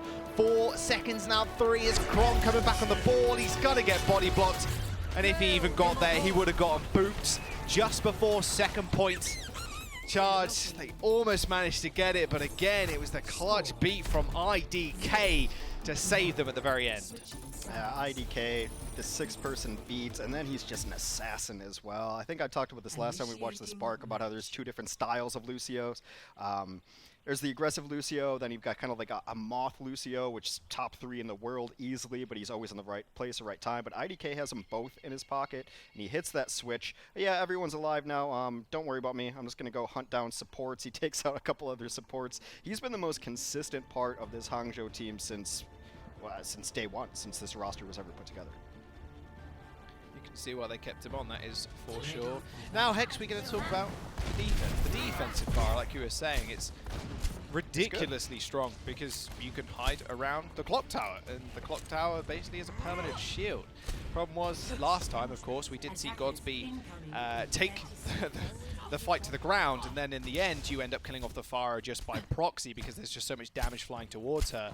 Can Godsby do the same thing here? It's going to be incredibly hard for him to actually push through and get a good angle on the Pharah, and that's going to be the main problem. Yeah, and the Pharah can just rain in so much damage. The attackers don't have a whole lot of options as far as where you're going to go in. Most of these maps just have like one Mei-sized wall to be able to get in. It's actually interesting that the Spark are going to run their own Mei because at worst case scenario, it will provide you cover to get in. It's one of the best shields in the game, but they're going to make a switch. Godsby on Tracer, Bazzi on the Sombra. Nope. With a swift, just a swift knuckle to the forehead of the monkey there. Did manage to get out in time, luckily. Nothing to stun her, of course. No Brig, no Kree, he's out of rotation. Still a lot of damage is going to rain forward, like you said. Rio is going to get hacked, but he should just be able to walk that off. Okay. Oh, second rocket did it. Bye-bye. Bye-bye, team. Well, she was dead. It's not a good start for Charge. If Spark can, find another pick, this could just be it. Rio actually ends up going down, got hacked up. Rio is also going to take out Krong. This looked really good for the start for the Charge, but now, flipping straight over, you can see how far back Nero in the house has to play. Scared of Rio, of course, and if he does get close to the point, Bazzi can basically just hack him out of the skies. Now Godsby almost sitting on a pulse bomb too, can almost spawn camp, and it does look like they're not even going to touch. I say that, 96%, they do manage to get back on the point on time. Godsby with the pulse, manages to snipe Rhea out of the skies. Pulse bomb does miss, but support goes down regardless. Tracer, Hangzhou, doesn't matter what Godsby plays, he's going to be good at it. Shoe falling, and now Bebe does get traded out, but Spark still with a man advantage on points. However, I cannot see anything right now, so Hex, please take it away.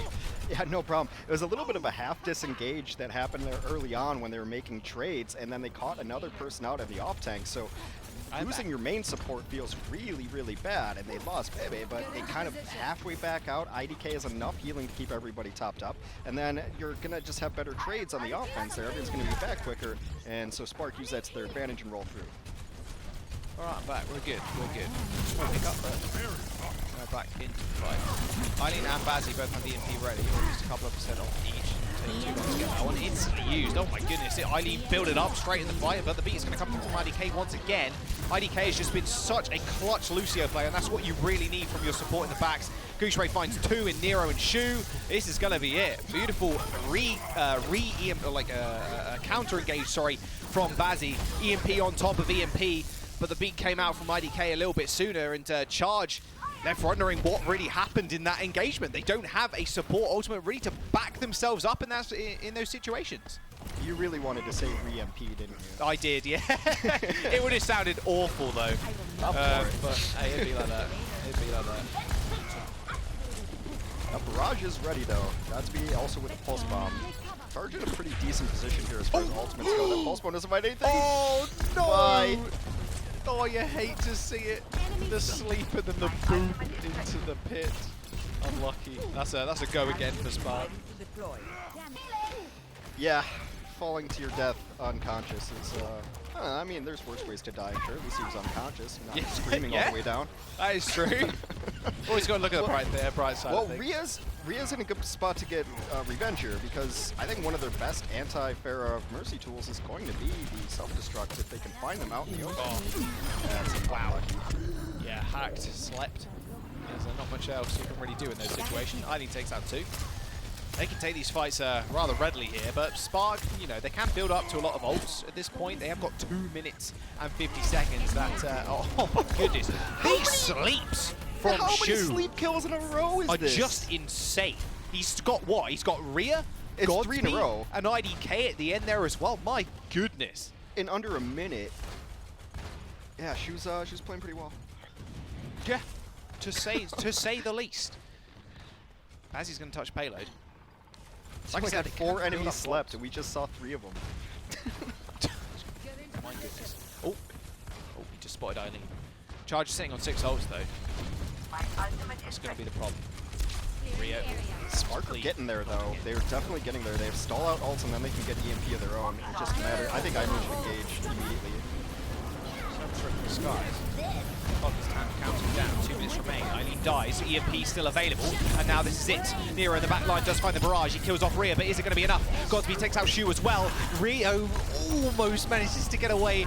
Oh my goodness, IDK. Nero does find 2, but the car is still being contested. And now he doesn't have Neptuno to back him up. He is so low. Trying to keep himself alive. 17 HP. Almost nearing the death zone, but Godspeed finishes him up. Eileen's going to come back with the EMP, and it's going to have to be the clutch factor. IDK doesn't have the beat to back him up with it, but Bazzi ends up taking down Neptuno. Spark are now just bleeding out the charge. The EMP finally lands. Guangzhou and Rhea in a little bit of a rough situation on the payload. Luckily for Charge, the spawn points are so close to them. IDK is going to get hacked as well if he's not careful. Almost manages to escape, just ascends himself down into the moat. And now Spark sitting on 1 minute to go. That was a really tough fight for the Spark because it looked all the way lost to start off the fight, but then they started getting trades, and you have both Godspeed and Bazzi holding ultimates. And if that EMP from Bazzi comes out maybe before that he ends up using it, maybe they switch it, but it's so hard because you don't want to throw good ultimates after bad. They end up investing them both anyway, considering a composition switch, but then they switch back. A bunch of zeros on the ultimate charge for the Spark, but there's one guy who has ultimate, and that's IDK. We've seen him be a playmaker before. Charge have changed a bunch up as well. Reaper May, Brawlcom. Yeah, they gave a lot of space off. You can see Spark now just on the payload. Rhea doesn't have to get frozen up. There's the beat to save him. 6 man now marching on forward. Tracer with 600 HP, piloted by Godspeed. What's more scary than that? Coalescence is going to rack it through the team, and you can see them trying to duck, dip, dive, and dodge as Godspeed is so low in this situation. IDK is also just trying to find these big booms, but these plays are just not happening. Bebe and Rhea end up going down, and Charge are now 10 seconds away from taking this series, just a clean 3-0. Bebe even died with a Coalescence. A couple of meters now remains if someone needs to touch in order to keep it contested. OT is not going to trigger if they don't get back in time. There's going to be a Primal Rage in Winston. OT is finally there as IDK manages to get the touch, but there are no ults really remaining. Pulse Bomb gets thrown on in by Godspeed, but it's going to swing wide. Bebe's going to be able to get back in time, but the Charge is sitting on a couple of ults of their own. It is now all on to Bebe to try and find these picks. The self-destruct to clear everybody away, even a wall to pressure them off too. The Coalescence doing next to nothing, trying to get the damage through.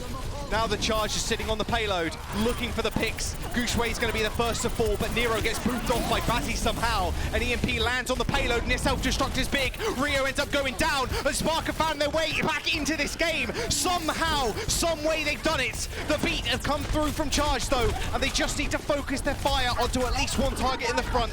Coalescence from Baby is coming up soon.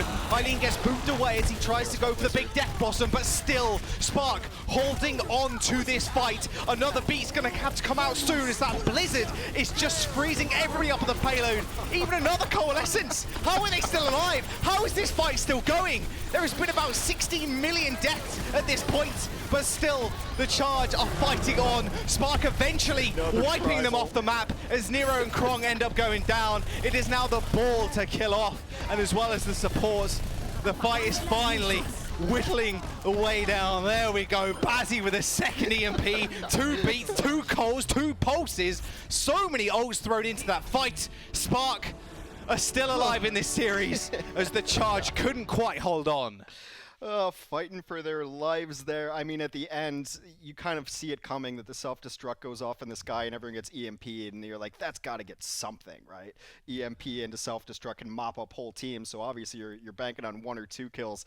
And then everybody, it was really kind of cool by the Spark that they weren't just throwing bodies at it. They were really methodical about who was going to touch, who was going to reset overtime. There were a couple times that Gucci had to take an off angle and come up over top so he could touch, and then he's going to help out his team in a couple different situations because someone else is on cart duty, so they kept it alive really long. And even when they were getting pushed back by Coalescence, they weren't dying to it. They were backing up just enough so they could stay alive, and then brought that back in. It bought them enough time for that EMP self-destruct. I thought Nero might come back and win that with the Blizzard. That's why the Death Blossom was supposed to buy time for the Charge there, but just enough ultimates. And yeah, that was an ult fiesta, if you will. Yeah, 2 EMPs to win a fight. Who thought you'd see that? And like you said, the second Blizzard Primal is so funny to me too. Yeah, at least 18 ults plus. I want to bet happened in that fight. I'm going to ring up the stat guys a little bit later on and ask how many ults were actually used. Just insanity. But Spark is still in this series. Charge still 1 map away, sitting on match point. We're going to jump to a quick break, guys. Do not go anywhere. You're not going to want to miss the next one. The Overwatch League is brought to you by T-Mobile, helping you stay connected to what matters most. Learn about T-Mobile's COVID-19 response on T-Mobile.com. And by State Farm. For auto, home or renters insurance. Like a good neighbor, State Farm is there.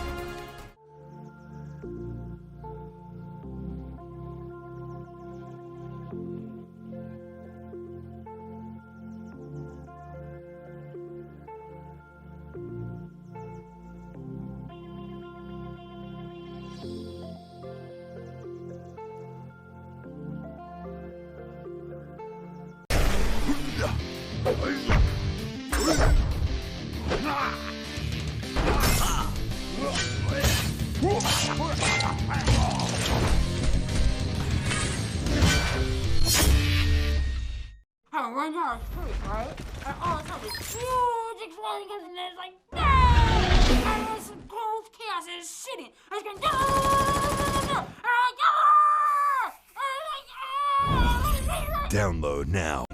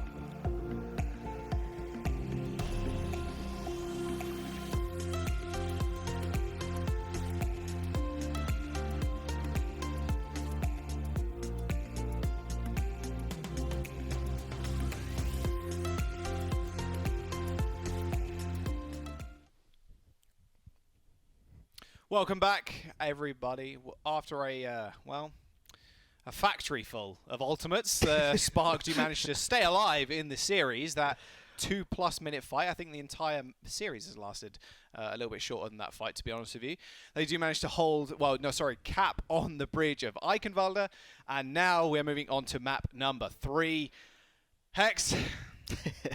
I don't know what that was. It's the chaos we expected, the chaos we've come to know from the Charge and the Spark against each other there.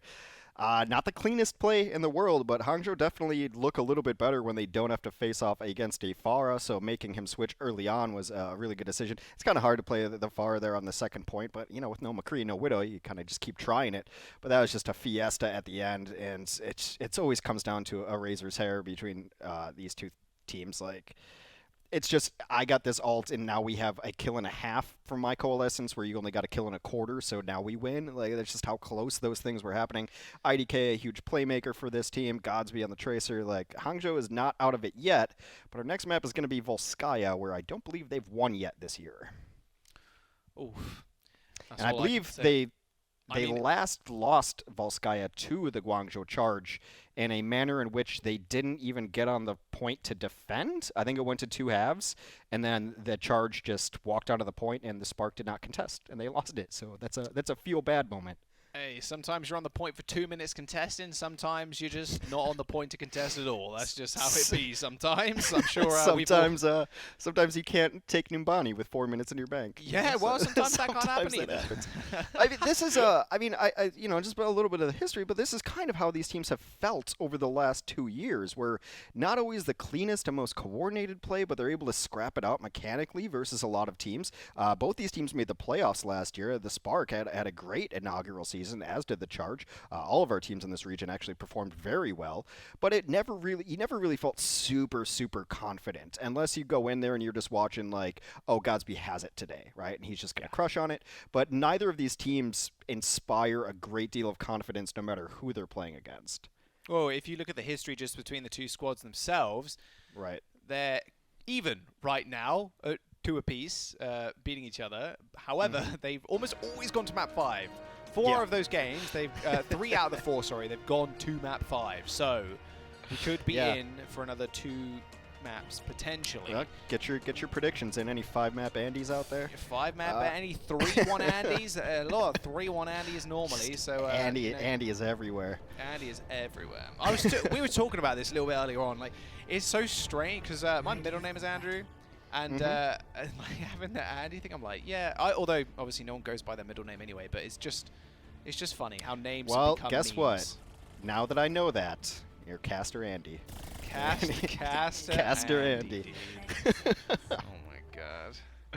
All right, let's see. I don't want to be. No, I won't do that. I think it's really unfortunate when people get saddled with nicknames and they don't like them, and no one will ever give up on it. Like, that just kind of sucks, right?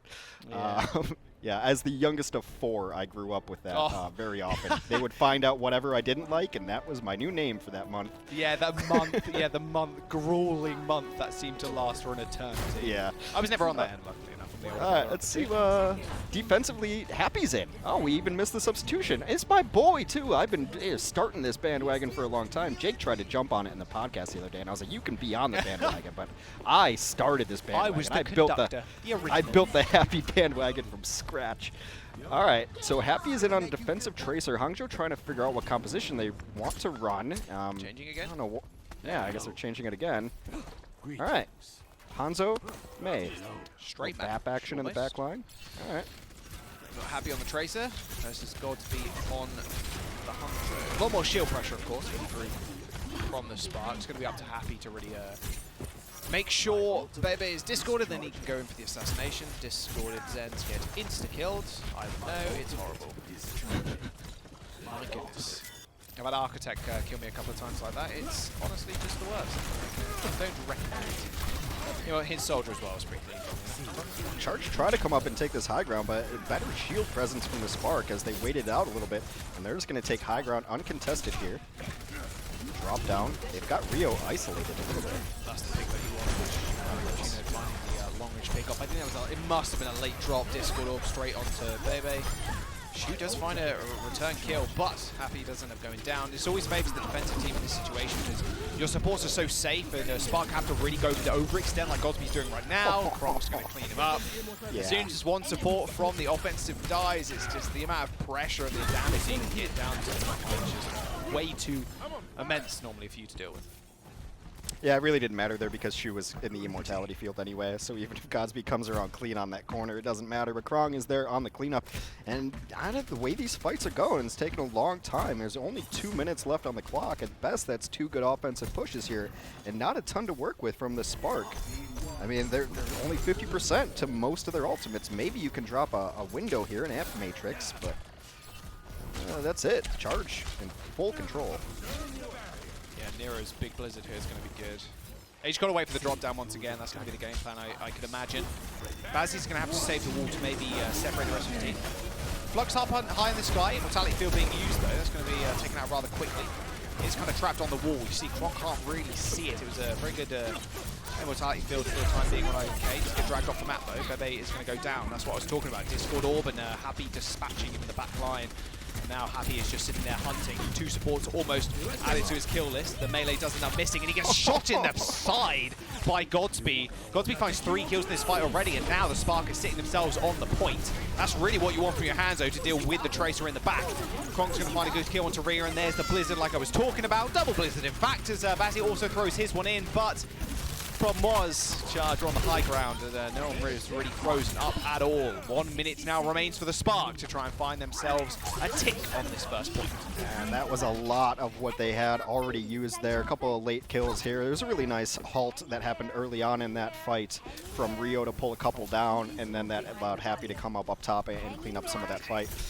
The Bazzi Blizzard has not been all that great today. Has had just a couple of missteps, and using it late during that fight, not ideal, as Nero's able to get a wall up in front of him and just live right through it.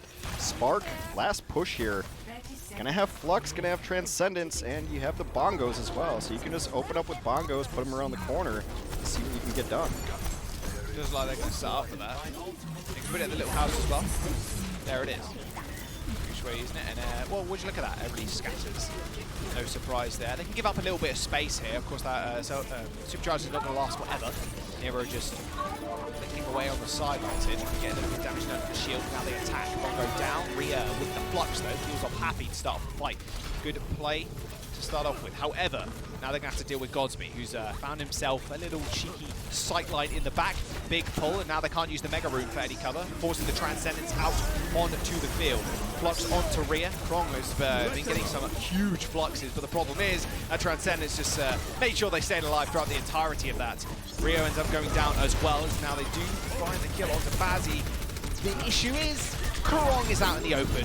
Pulse Bomb is gonna land on him at some point if he's not, sorry, not Pulse Bomb, sorry, the arrows are gonna land straight and true if he's not careful. Godsby ends up finishing him off, and that'll be the point capped for the Spark. 3 minutes in the time bank, as the Charge are gonna change up to a Hangzhou of their own. Tracer not great on the second point, of course. Yeah, nice pull there by Gushue too. You saw Godsby was trying to get damage in on the side angle, so a lot of the players for the Charge were moving forward. The moment they moved forward, they got walled off, and it seemed like, well, now you're just not letting Godsby shoot anybody, but the people on the other side of the wall were getting absolutely wrecked, so they put him in a really bad position of, you stay in that room, you're going to get storm arrowed. If you come out here, you get ice walled, and Hangzhou put them to the test, able to execute that push.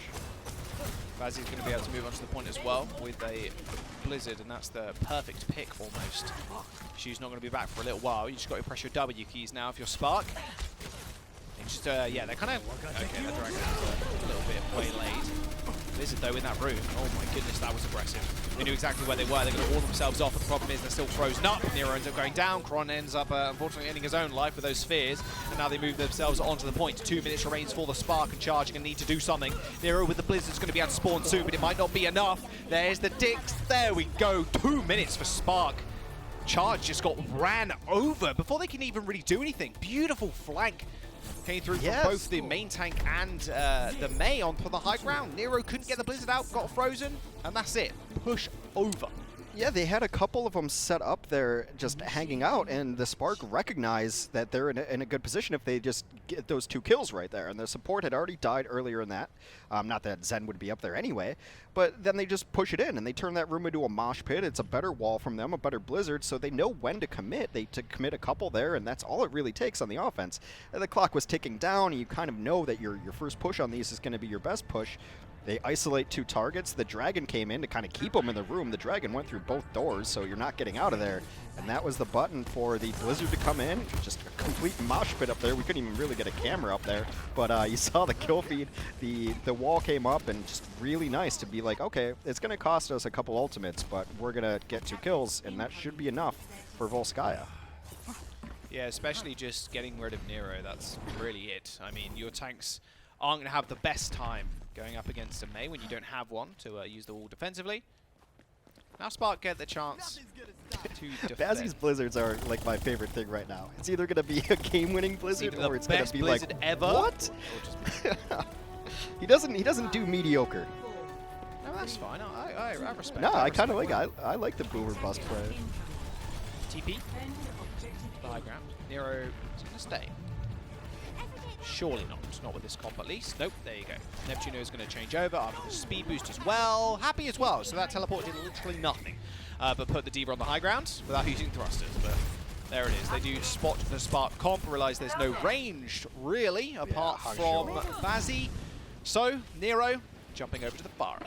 Hangzhou has to try to take this aggressively on the ground. They've got nothing that shoots up. I'm not going to count Icicles and Diva, so you know what I mean. Got nothing significant that shoots up. We saw one kill earlier on Nero. It was back on Dorado, but we still saw it. 1 in a million. Like you said before, the 3-pixel headshot. You can't get it, but it's almost impossible. Oh, Bazzi. Oh dear, this is bad. Forcing the Iceball so early. I think Gosby actually used shift there as well. And now Charge. But we did mention before, Hex, it's the same situation as previous. They don't really have point presence. They need to win a fight straight up. Nero needs to find kills. We need Happy to find kills or EMP. Nero in the back. It's going to force out the Matrix, but it's really going to be about it. Spark still putting themselves on point. Kinetic Grasp? Grasp, yep. Yeah. Every time I talk to the developers, I'm like, can you please stop giving stuff like 8-syllable names? I gotta say it. Yeah. It'd be like that, though. Say that 10 times fast. Kinetic Grasp. Say all of Sigma's abilities 10 times. Ready, fast, chat. Go. I'll time you once I watch the VOD. Coalescence. Whoa, dearie me. No chance for Neptuno to escape that one.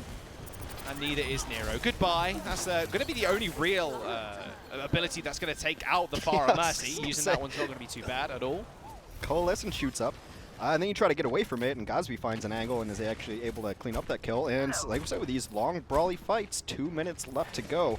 Guangzhou can come in here with a Nano Pharah barrage, though. If they want to be really certain of winning a fight, they can wait for EMP as well. Got a lot of tools in their kit.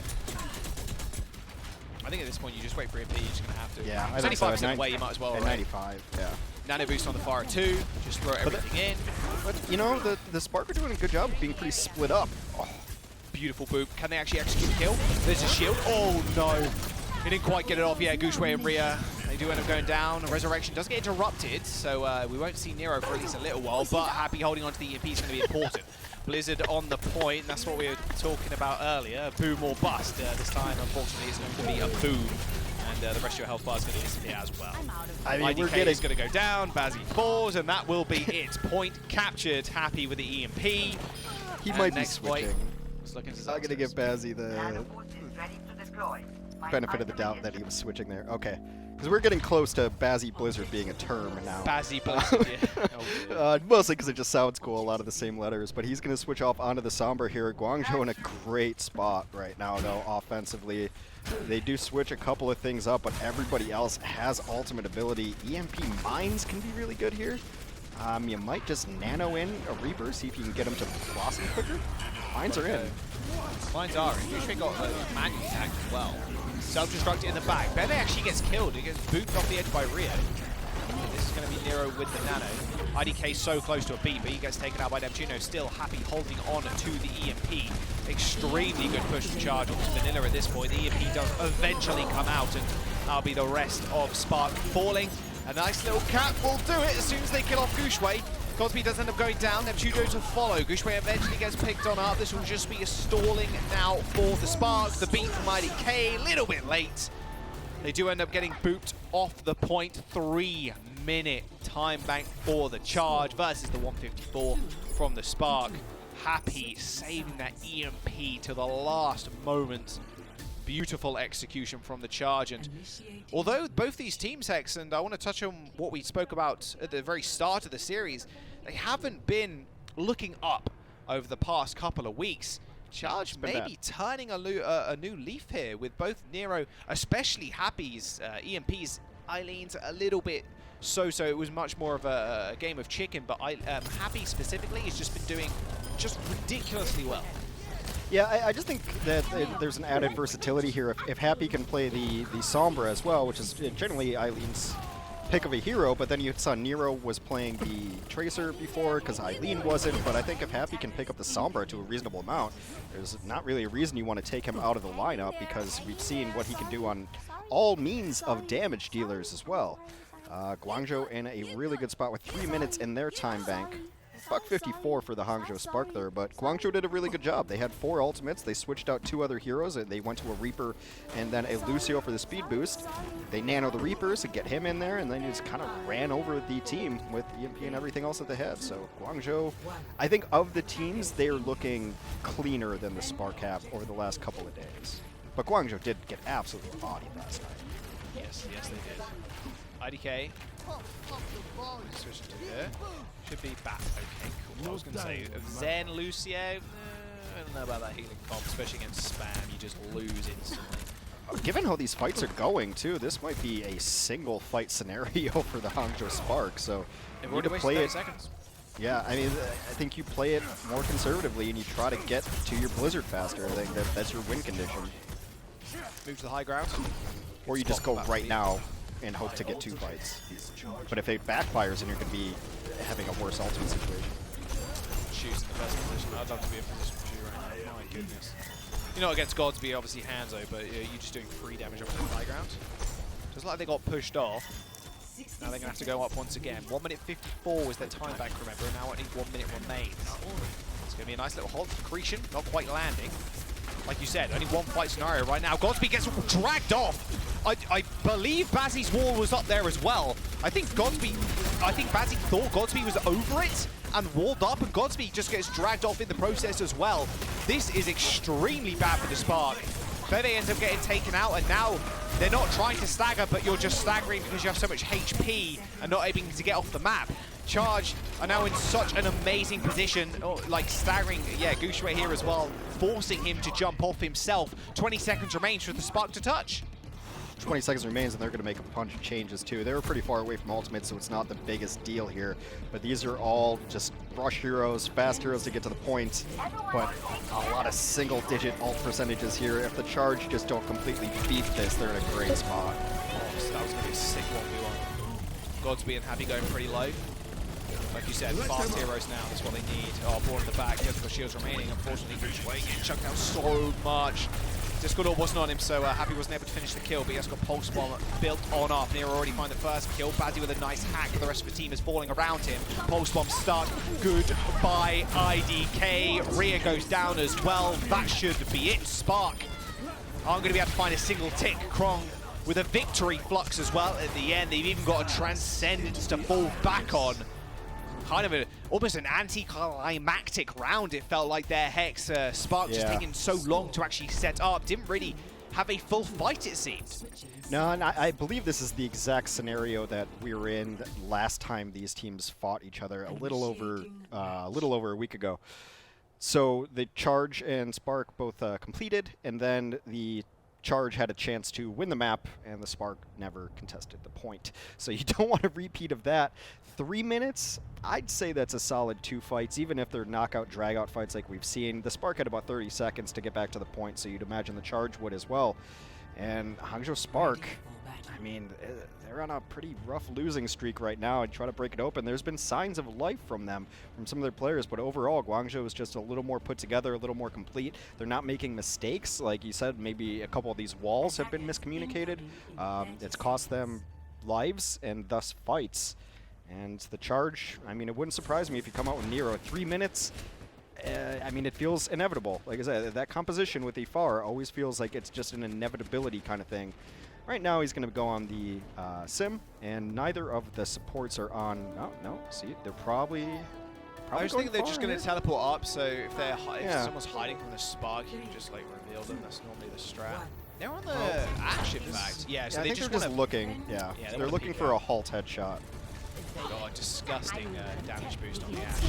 So much damage. One shot's a Tracer, of course. 2 went to take Everything one shot's a Tracer. Yeah, a bad word one shot's a Tracer. Yeah. Oh man. Poor Tracer with 150 HP. Yeah, Nero on the far, like you said. Yeah, so this is, I think you're going to play this super safe, super passive. 33%, EMP, barrage, whatever else you need. I just think you never put yourself in any sort of danger here. Godsby, yeah, so Godsby's just trying to play for the supports at this point. No, obviously he can't really affect the fight, trying to take care of Nero. Nice little halt, yeah, putting that on off high ground's going to be big, a lot less safe. Hack on to Gushue as well, though. And now Nero can just basically do what he wants. Look at this damage. He was already pumping into the back line. In fact, the rest of Spark are just going to jump on the front line and charge. Rio does end up going down, but Gooseberry ends up falling 2. Nero still doing a whole bunch in the skies. Barrage almost built up. He could be in this fight forever as well, mind you, because he has got Neptuno at his back, so he doesn't really have to fear anything at this point. You can see how Spark are playing. They know this is the reality. Bebe does have the Coalescence. This is going to be the only tool ready to take down Nero. And as long as he's dodging rocks, like you saw one fly past him previously, I wonder if they go for Barrage here without the EMP, because Happy's only at 50%. Neptuno goes down. You Perfect pick. can't now.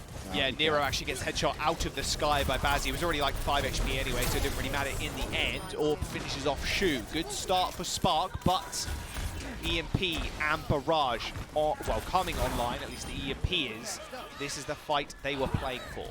I mean, with 80 seconds left, you have to imagine an EMP gets up, and now you're just waiting for it. Happy at 70%, he could theoretically get there during this fight if he can find a good target, and then they'll have almost everything they want. The thing is, you want EMP before they have any good answers to it. Bazzi's got Blizzard. That kind of makes me excited now. Yeah, Bazzi has to save it though. He actually has to save it until Charge end up touching the point. They do have, of course, the Orisa and the Sigma, so they're going to have to touch the point eventually. Oh, we're getting close to Nano EMP Barrage, though. 10%, like you said. Two Kong has parts Flux up. too. Bazzi's I mean, they could even just like Valkyrie if they ever feel like they're in trouble. They could open with a Flux. Like they have everything. Okay, here it is. The EMP is going to come out soon. They're setting up for it. Nano onto the far, instant barrage, instant go into Guangzhou. Oh, the ice block, May! Oh, Bazzi dies! There was no way he was going to escape from that one. They're even going to save the EMP almost. Nero happy. The kill feed just lighting up white. 33% is all that they needed. And with a blink of an eye, Charge are going to end the series just like that. 3-1. Netting the win over the Spark. I know I've used this word a lot, but the composition just feels inevitable. And the way the Charge play it safe. They lose one, they're never throwing ultimates in situations where they shouldn't. I think that's one of the big differences between these teams is ultimate usage. There's too many times where the team in pink is throwing away ultimates when fights are already lost. So I think the Guangzhou Charge have their coordination now, and they're like, okay, 3 minutes, that's enough for everybody to get there. Like, in fact, if you don't get your ultimate in 3 minutes, you're off the team. We have players we can sub in because that's ridiculous. So they end up getting their ultimates when they need to, and they use them just, I mean, look, we all saw it coming. It was like, is it going to be EMP, Barrage, and Nano? That's going to happen, and Hangzhou was never able to get defensive ultimates up in time. Well, they had one defensive ultimate. It was the May Blizzard. But Nano Barrage right on top of the ice block. You're going to get insta-killed. Yeah, and Nano Barrage from Nero, and he's going to be our player of the match. Surprise, surprise. His Farah play has just looking so crispy, clean. Not too much of a shock to see him there. I mean, it's not like these giant all-star plays, but that's not what they're asking for. You don't see the aggressive, the aggressive boops forward to get him in position, a la like how Jinmu likes to play a little bit. But you see him playing passively, and he's giving his Mercy Neptuno outs to stay alive. He's playing a mile away, and with no Widow, no McCree, there's really nothing anyone can do about him. So it's just you're just looking at the Angel of Death charging up his barrage, just waiting for it to happen, and that's essentially the Cliff's Notes of how this series went. Nero got Barrage of the week, really. Yeah. I mean, for the most part. Far a good hero without hit scan DPS in rotation. So never would have thought. Yeah, who would have thought it, huh? And Nero has just a fantastic Farah to begin with anyway, so it wasn't too much of a shock that Charge were going to go there. And like you said, very little to actually take him out. Who took him out in the end? A coalescing Moira. You're not going to get that up every single fight, although it does seem ideal. Yeah, it's not ideal. I mean, you can do the halts and accretions, but he was playing so far away that he was almost never in danger. I don't think he got halted and rocked more than once that entire series. Yeah, at the end of the day, if you're using two abilities to even attempt to do that, you are putting yourself in a situation where the enemy tanks can just play so aggressive because they know they're not going to get halted. They know accretion isn't coming. And that is exactly what happened. They put a lot of resources, well, Spark put a fair bit of resources in trying to deal with Nero. Meanwhile, Happy's just doing happy things, and then the double pocket onto the Farah. It looked all good for Charge, and they do end up taking the series, of course. We're going to jump to a quick break, though, guys. Do not go anywhere. We've got the Hunters facing up against the Dragons coming up soon.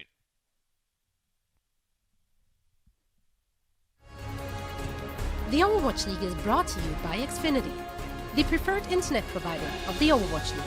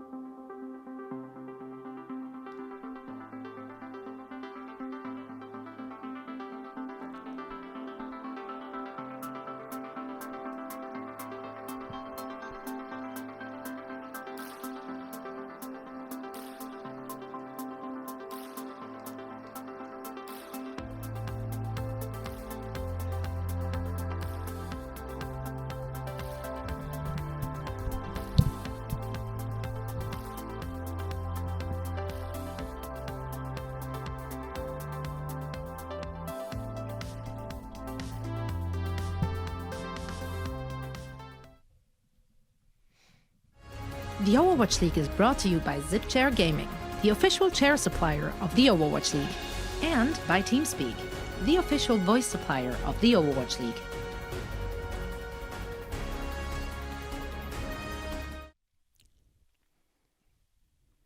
Hey guys, welcome back. Hunters facing up against the Dragons for your second match of this wonderful evening, or morning, or afternoon, wherever you are. For mine in Hex is though it's quite late night, quite late. Oh, well, I've lost track of what year it is, what day it is, what hour it is. It doesn't really matter. It all kind of just blends together and nebulous. Actually, the only time I know what day it is if Overwatch is on or not.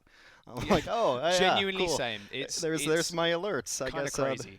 Yeah. I'm like, it's that in my Korean lesson every Tuesday. I'm like, yeah, I think I had one yesterday, and then I look at the time. I'm like, wow, it's tomorrow. Wow, what the hell? Like, this has gone incredibly quickly. It's time and space is just bending into one, and it's kind of frightening reality. But do you know what's not frightening? Some fun Overwatch, which is exactly what we just had. I'm going to continue to do so. Dragons facing up against Hunters Hex. Yeah. Well, I mean, you hit the nail on the head with fun. Like, when Chengdu like plays, they're always fun. It doesn't matter. Like, that's their brand. They built it pretty well over the last couple of years. Is that they're gonna do their own thing. And a lot of people were like, "Oh, why do people play down to Chengdu? Why is everything?" It's like I've always loved Chengdu, and it's one because I find them fun to cast. Two because I like being surprised, and Chengdu always surprises me. Starting lineup this week though, not all that surprising. Yeah, I want to see Wrecking Ball. Just give Yeah. me more Wrecking Ball. Problem is Sombra exists, but then we have Amon on Wrecking Ball. Like, it's a decision, unfortunately, the Hunters have to make, and I think, personally, they should probably pick some Wrecking Ball. Some Dive as well, which works out exceptionally well for them. Yeah, well, I mean, you want to see it because you want to see Amon absorb another tank's power, as he's known to do in the past. He came in as the most prolific Hammond, a.k.a. Wrecking Ball, in the league. Or is it the other way around? I don't remember. I think I call him Hammy. Anyway, you mostly just call him Ball. Ball is in because he's in ball form most of the time. So he will be playing the tank role, and he's a fan favorite, obviously, just based on his playstyle and how he can play other tanks. Elsa will also be playing. The support line will be KO and Eviltall, and also Jinmu and Leave, who've been super fun to watch. Leave played the Not McCree. I believe the hero's name is Ash. And Jinmu, I mean, he's the most prolific Pharah that we have in the league. Yeah, I want to see more Ash from Leave. It was just yeah. insanity. I think he got nano ashed and then just hit this flick headshot that everyone's like, okay, I mean, that's just what he's Leave good at the does, I game. guess. Wrap it up, guys. He's good. Yeah. Like, pack it in. Let's have a look at the Dragons, though. Their starting lineup, X. I mean, it's kind of interesting because Luffy's going to be playing today. I don't think he's seen a ton of playtime all throughout the year, so it's going to be interesting to see him. And, of course, if you liked IDK's playstyle, you're going to like Lee Jae-gon, also a very good Lucio player aggressively. Void has been playing out of his mind. I think he's been playing one of the better Sigmas in the league based on the small samples that we have. He'll be joined by Fearless on the tank line, and Lip and Ding will be offering the damage for the Shanghai Dragons. They have a lot of talent on this team. There's a lot of talent that came into the Overwatch League this year as well. Lee Jae-gon, Gangnam Jin coming through from contenders. In fact, a lot of contenders, Korean players moving their way up. It's been really exciting to see that, honestly. Like, casting players, but both from obviously the EU region and Korean region I did last year. And it's cool to see those players and names that you casted for so long, then move up into Overwatch League. Obviously, I did the same, so like following their path up almost. Lee Jae-gong especially, and Gangnam Jim, I said they're probably the best supports to come into the league this year, and they haven't really let me down since. The Dragons are on a tear too, 5-1 currently scoreline. They're looking pretty good right now. A lot of people have them in top of their power rankings, but it is funny, like the players you cast coming up are just players you'll always have affinity for. Like I like 100%. All the old school Western players, right? Like Sinatra and Super, like all those guys are what I came up casting back in the day, and also some of these players from the Chinese region. They've been playing for a while, and I covered some Chinese Overwatch for a while too. So it's always nice to make the journey with people here. We are going to kick it off on Oasis. And I think we are probably going to have a Pharah mirror match, and I'm for it. Top Gun, let's go. Amon on Wrecking Ball. Go. We're going to... Oh, no, Jinmu. Maybe it's to scout. No, it's not, because it's control. Who scouts on No, it's not. Yeah, I know. Oh, he's scouting on control. No, he's not. Yes, he is. No, he's not. What's Leave doing? Well, they're changing comms. Let's just silence ourselves for a brief moment before we see the comms. There we go. Okay, now we're in. There's been a lot of deciding today. It's been a lot of just waiting and seeing what the enemy team are going to run. But that does mean Ding's going to be able to set up early on this Pharah. A lot of costume changes have happened in the spawn room so far today. Oh my goodness, that cleave damage is insane. Amon's already 30% of the way, but that's a punch and a rocket to end his life rather swiftly. Leaves in the backline though, already almost one-shotting Lee Jae-gong. Yveltal eventually finishes him off with a boot. Big trades coming through. Shanghai Dragons looking on up though, as Phyllis and Void managed to dispatch at the backline. There's Lee and Elsa going down. Point should be capped rather easily. And now, like I said before, the comp that normally sets up earlier on, especially with the Pharah, is going to have a big advantage. Ding almost baited the tanks in, it felt like, from the Hunters. Yeah, I mean, it's good to see Fearless play. I believe he's one of the very few holdovers from the very first, maybe second Shanghai Dragons team. Can't necessarily recall, but nice to see him getting some playtime here. Straight up, really just dive right now, and look how much faster Lip has his EMP. In order to go online, Jinmu's sitting at only 55%. Yeah, he's going to hit it now. If you're 100, you're already expecting it, to be fair.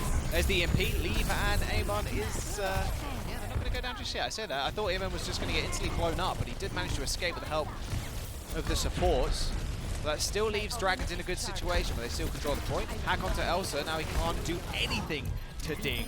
And Lip's still up in the sky, just protecting his supports. Nothing really touching the supports of the Dragons at all. They're feeling pretty fearless. EMP onto 3, though, is looking pretty good. Coalescence got cancelled by a manual hack but it doesn't matter because Ding's already dead, and now the tanks can just claim all the space they want. Amon just pushing Fearless away, self-destruct though, just managed to finish him off. Amon was in Primal Rage as well, just put himself in a rather risque position, and now Fearless matching that Primal Rage for Primal Rage, taking out Leave. All the meanwhile though, Hunters did manage to find the cap, but they did only get 17% as Dragons find the retake.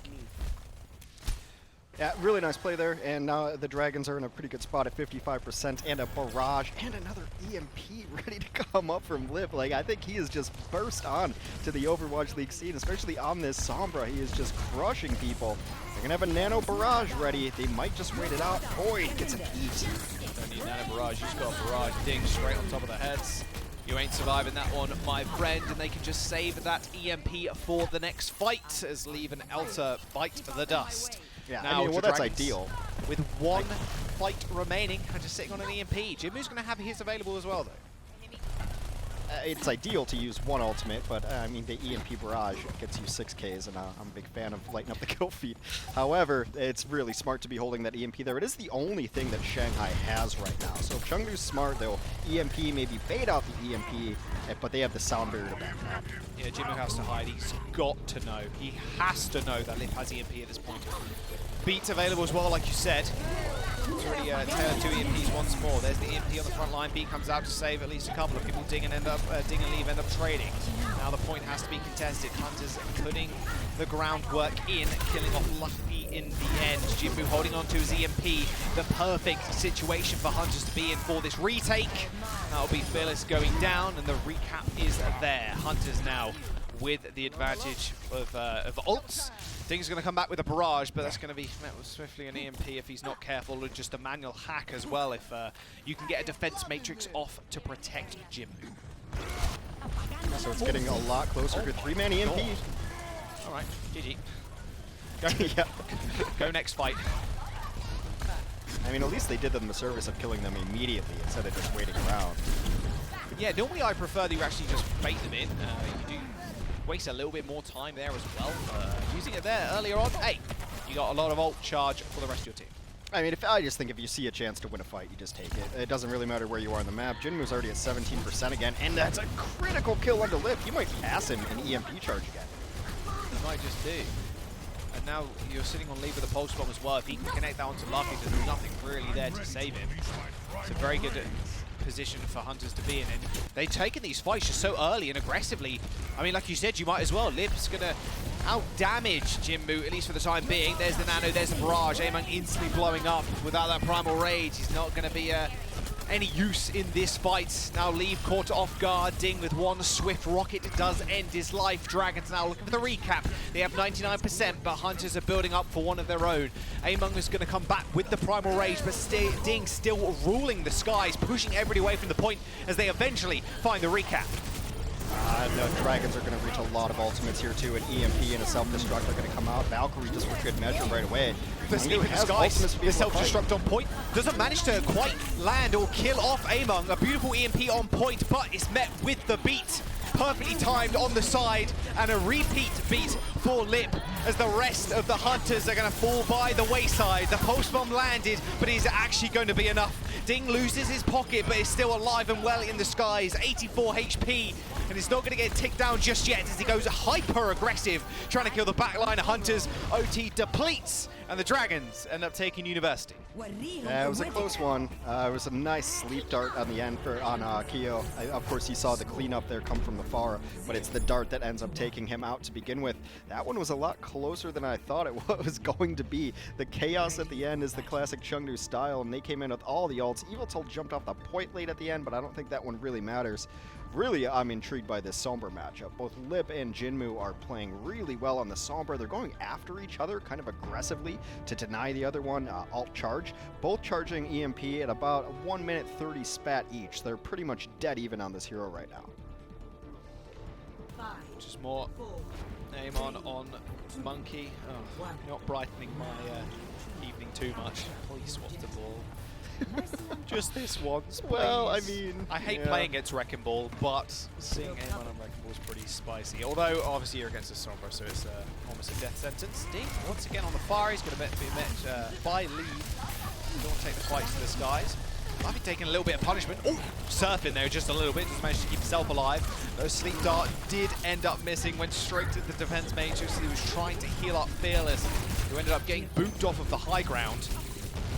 Hunters now in a position where they can cap the point rather easily. And in fact, some of the Dragons aren't even out of the fight just yet, so staggered deaths now for both Luffy and Void. Yeah, it's going to be brutal. Void is going to get demeched and probably jump off the edge. Oh, there it is. And yeah, well, he escorted off. He was on his way off, but you try to want to get that percentage. You want to get the last ticks in on those heroes that are suiciding. Yep. Now Ding on the Pharah, 62%. And this is, I mean, Chengdu's played it pretty well, but this is going to start to remind me of just Nero raiding death from above and the other team not being able to do anything about it. Where was the rest of Hunters? Amon just kind of jumped in. You saw perfectly there from Lip's POV. He went in. The rest of the Hunters were almost a little bit too scared to follow him up.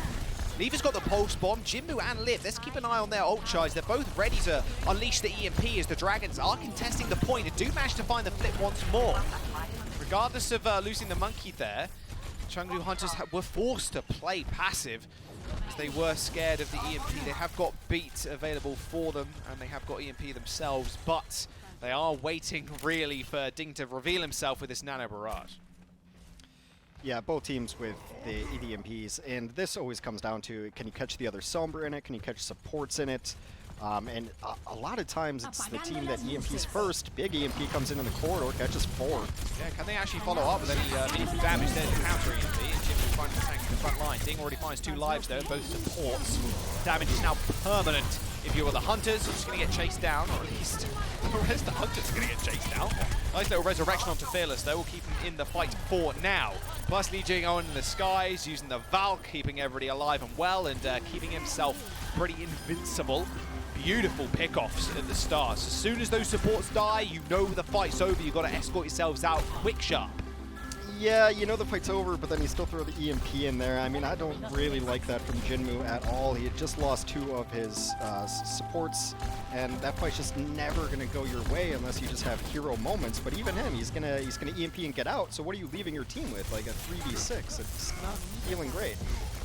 Ventus is going to play this a little bit more defensively. You see counter jumping in there in the back line. He spots one. You have Heltor goes instantly down, but they do trade supports.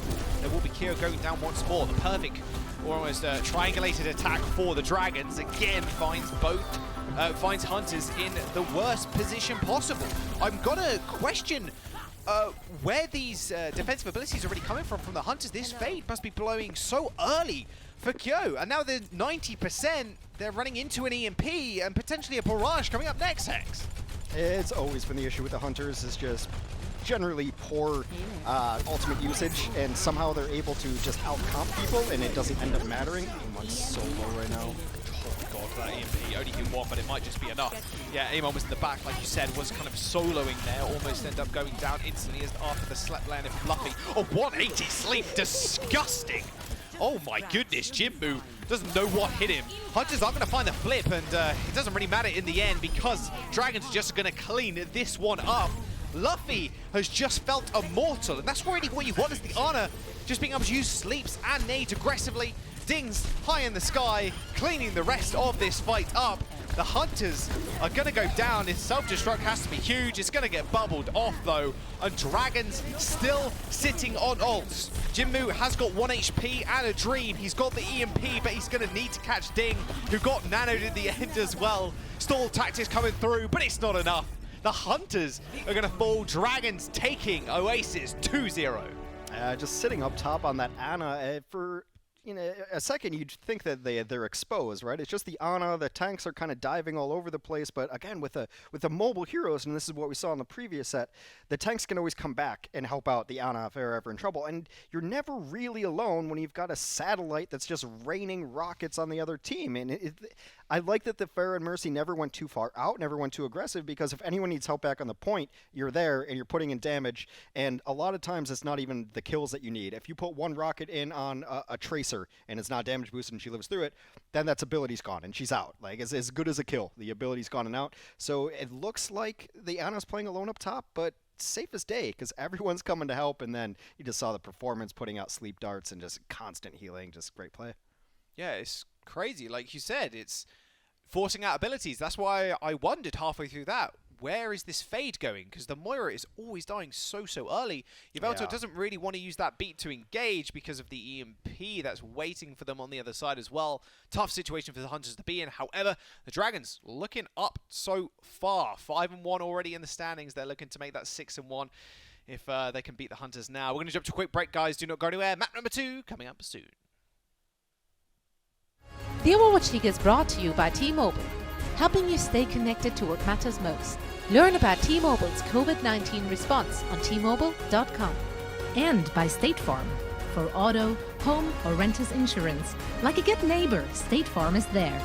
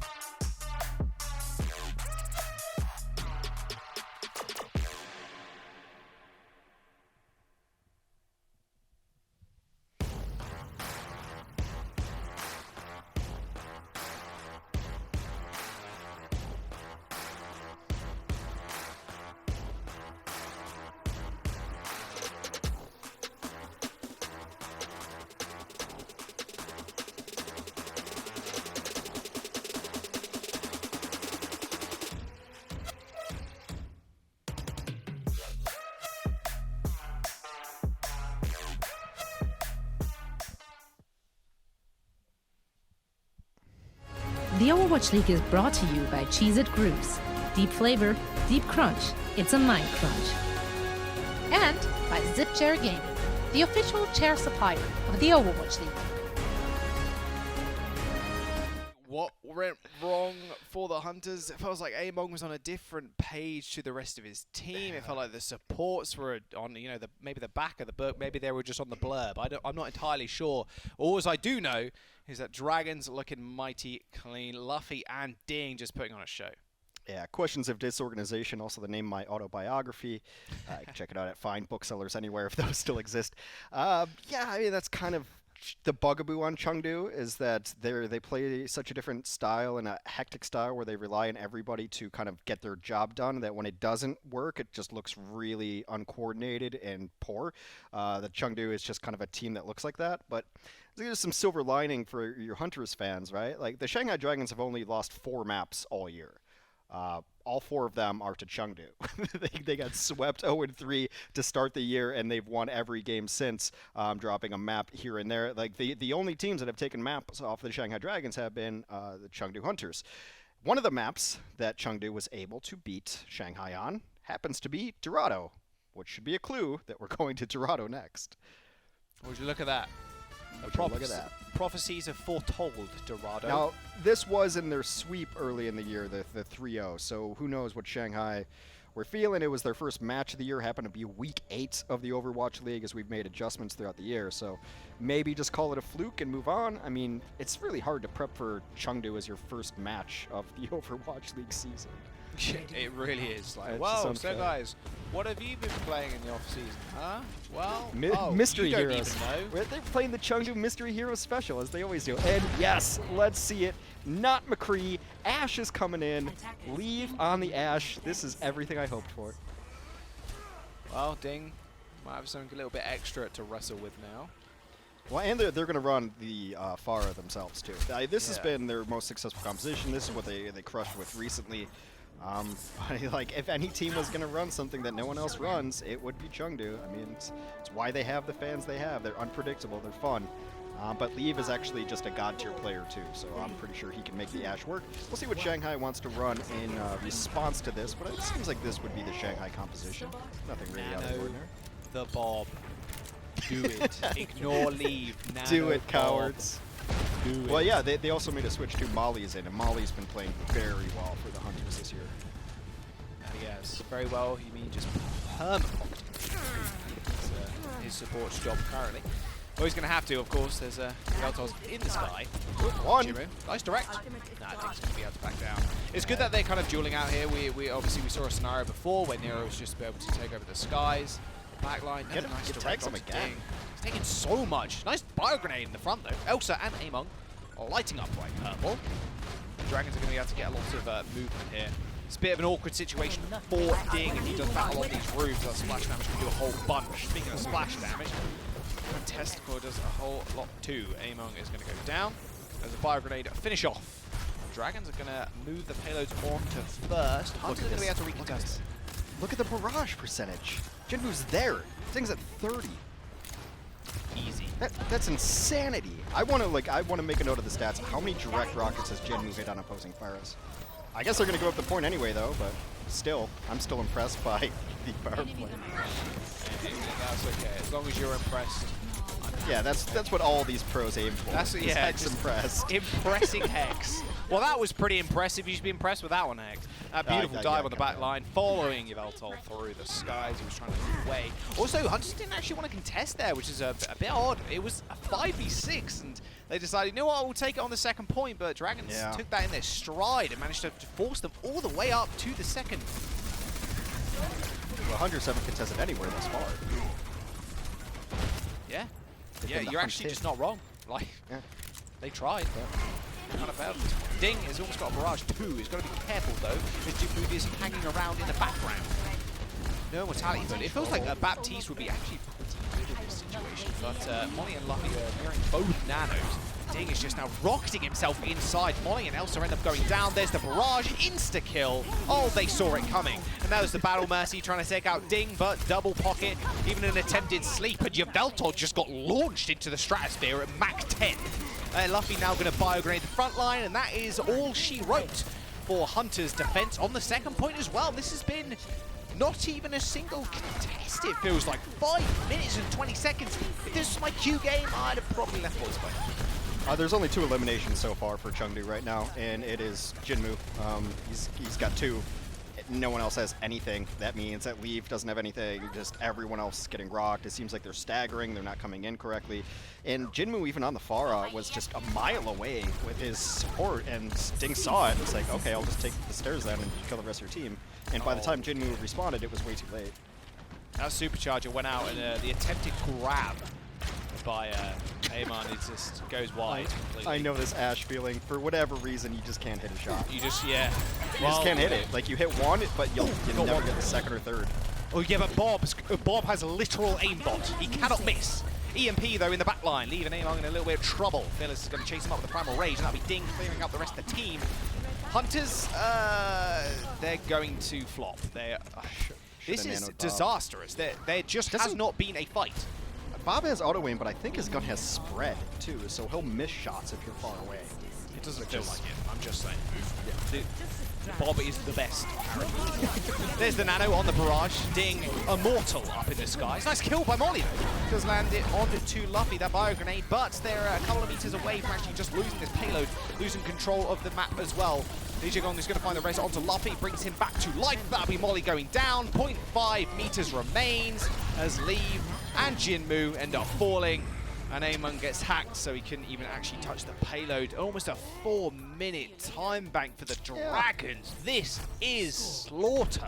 I mean, it was a nice kill by Malian and Luffy. You're right. That was the Chengdu Hunters' 3rd kill of the entire match. Look, I mean, I've been watching Shanghai, and it's hard to tell based on like the competition, but this is the first game we've gotten to cast Shanghai, and they look really, really unstoppable. Like, what? You just played your opponent's best hero better than they did. I mean, Ding was losing the Sky Duel, so he decided to just stop doing it. He's like, I'm not going to eat these rockets for no reason and just give Jinmu barrage. I'll just go fight the other team. And unless Jinmu's being aggressive and pressuring him, that's exactly what he did. You saw it on second, where Ding was just kind of ignoring him, firing a token rocket his direction every once in a while, keeping Jinmu under the impression that they were still fighting. But Ding was not fighting. He was going to the stairs and to try to kill people.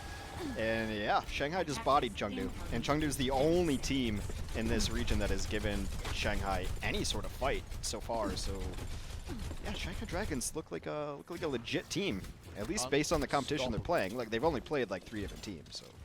True, but still looking rather clean. Like you said, I want to touch on that second point again, because Jinmu, like you mentioned, was just so far away, and it did feel like Ding was kind of keeping him at bay, but as soon as Jinmu tried to make a play, I feel like it cracked his mental a little bit, because he tried to make a play, and what happened? He got a kill, but then it got deleted. And there was not really much else you could do from there. You're winning the 1v1, you're feeling confident, but then your team's kind of crumbling around you, not much you could do. Speaking of crumbling, what is that? Liv just killed 2. He also meleeed Yveltal there. He got the hack, and then he meleeed him, and he was like, "Well, you're just dead. There's no more me trying at this point." But I mean, that's I mean, you kind of want to give it just like tape study maybe, or just seeing like, hey, they always roll out this far left side. If I'm up there, I think I can get something done. And the rest of his team was helping him out too, and just a little bit of focus, team effort, and takes down the combo with a Sombra of all things. I think it's one of those things where you just study the other team's rollout, or you get lucky once. I'm gonna, you know, opt to give them the benefit of the doubt and say like, yeah, that's just tape study, and they crushed that rollout. Well, they did. They're back in the 1v1. Yeah, like you mentioned. And Ding's taking it. You're getting demolished. And now, look, he's diverted his attention completely. Jimmy's going to have to do the same thing, though, as his front line is in a little bit of trouble. But the Hunters still get the cart moving, which is what's important. Issue I'm finding right now is Liv is just getting so much more ult charge as well. All this EMP is doing a lot more damage in this back line. In fact, the front line, he's just playing up front. 80-90%, make that an EMP in a couple of seconds. The Dragons are going to be able to sit on this for a long time as well, just waiting for Ding to build up this barrage. It's going to be up to Hunters to really crack this one wide open, because Dragons don't really need to make a play here. Defender's advantage. Ding uses another rocket. Goodness. Oh. And then he got instantly nanoed as well. That was the opening they were looking for. Luffy dead. Ding dead. The rest of them are going to fall over. Lip eventually falls down. Did have EMP, but doesn't really want to use it. They know they can go for this big recontest. 2 minutes on the clock for Hunters. There are still signs of life in this roster. It's just getting to the next point is going to be even harder. What? Are you serious? He's a sniper. He has a 20x on his rocket launcher. A double direct from infinite miles away. And because it was infinite miles, they were able to get the res on him. I mean, that res actually might end up being important here as we go through. It's a total that Chengdu has the res. Meanwhile, Shanghai doesn't. Did he fall on the wrong side of the roof, though? Nope. No, right side. He good. A little lucky with the math on that. Oh my goodness, and straight through the defense matrix and around the Diva, he manages to kill Luffy. Still, Shanghai Dragons waiting on ults, but do they want to fight it now that they're down a support? It doesn't look like it. Oh, Lift pushed down, dragged back up, and instantly killed by Elsa. Luffy does end up getting resurrected, but now they're down their EMP, so once again, Chengdu Hunters just picking at the Dragons bit by bit by bit. Yeah, no one's really playing defense on this map. I mean, look, that rocket was 10% luck, 20% skill, something. But Chengdu's in a great spot. Look at all these ultimates. Leave is unfortunately hacked right now, but he goes down. That's huge. Battle in the air once again. Ding taking a whole bunch of damage, yet getting taken out by Molly. He went straight to the back, didn't realize the Ana was there. Now Jinmu can play up to the front, self-destruct in the back, ends up missing, but still scatters the rest of the team. Lijiang managed to find a cheeky res when he was in Valkyrie, getting back. Ding up into the fray. There's the nano, there's the barrage, there's the EMP. That should be it. Dragons throwing 4 ults in, the tank line dying. And Jinmu, wondering what happened. He tried to try and take out Ding in the skies, but there was just too much protection for him. Just got snuck up on. The res right behind Jinmu's back. He's unable to deny it, and then with that res, both of them have to fly past him in the sky. They do just that, and just get the barrage in way before Jinmu did. Now, this is not a terrible situation for Chengdu. They've got the EMP and barrage combination, whereas Shanghai has nothing to work with. It's one of those things where, on paper, this should be good, but that can't happen. Transcater destroyed and instantly got jumped on. And now, again, you are having Ding just destroying the front line. They are waiting for Leave to kind of set up. It's a ridiculously good pick to find him, because now Chengdu Hunters are going to have to take the time to do that. Yeah, Ding just dominating the server right now. He's got 14 final blows. The next closest is actually Void with 9. Can't say enough about how well Void has played this year. I think a couple of the Gladiators just needed a little change of scenery, because Decay and Void have been having monumental years. Monumental, and they want to keep that pressure on. Like we mentioned before, Chengdu Hunters only, their Shanghai Dragons' only loss this season has been against the Hunters. Luffy gets jumped on, forced to use the nade. There's the EMP. Fearless is going to get caught out. Void as well. Counter EMP could potentially be here if Lip manages to get it in time. Fearless booped away. He still has that Primal Rage in his back if he really needs it. Eventually, Lip gets his EMP available, and just subverting all of that damage towards the tanks was perfect for the Dragons, as Fearless is not dead just yet, plus managed to earn himself a Primal Rage. Hacked, EMP'd, slept, nothing Amon can really do. The rest of the team are going to go down. Jinmu knocked out of the skies, and Fearless chases him on up. He might be able to chase the Baby Diva as well. Might not be able to get the remake. Amon eventually gets back up. Oh, look at that! Naded and slept once again. Luffy is having the game of his life as well.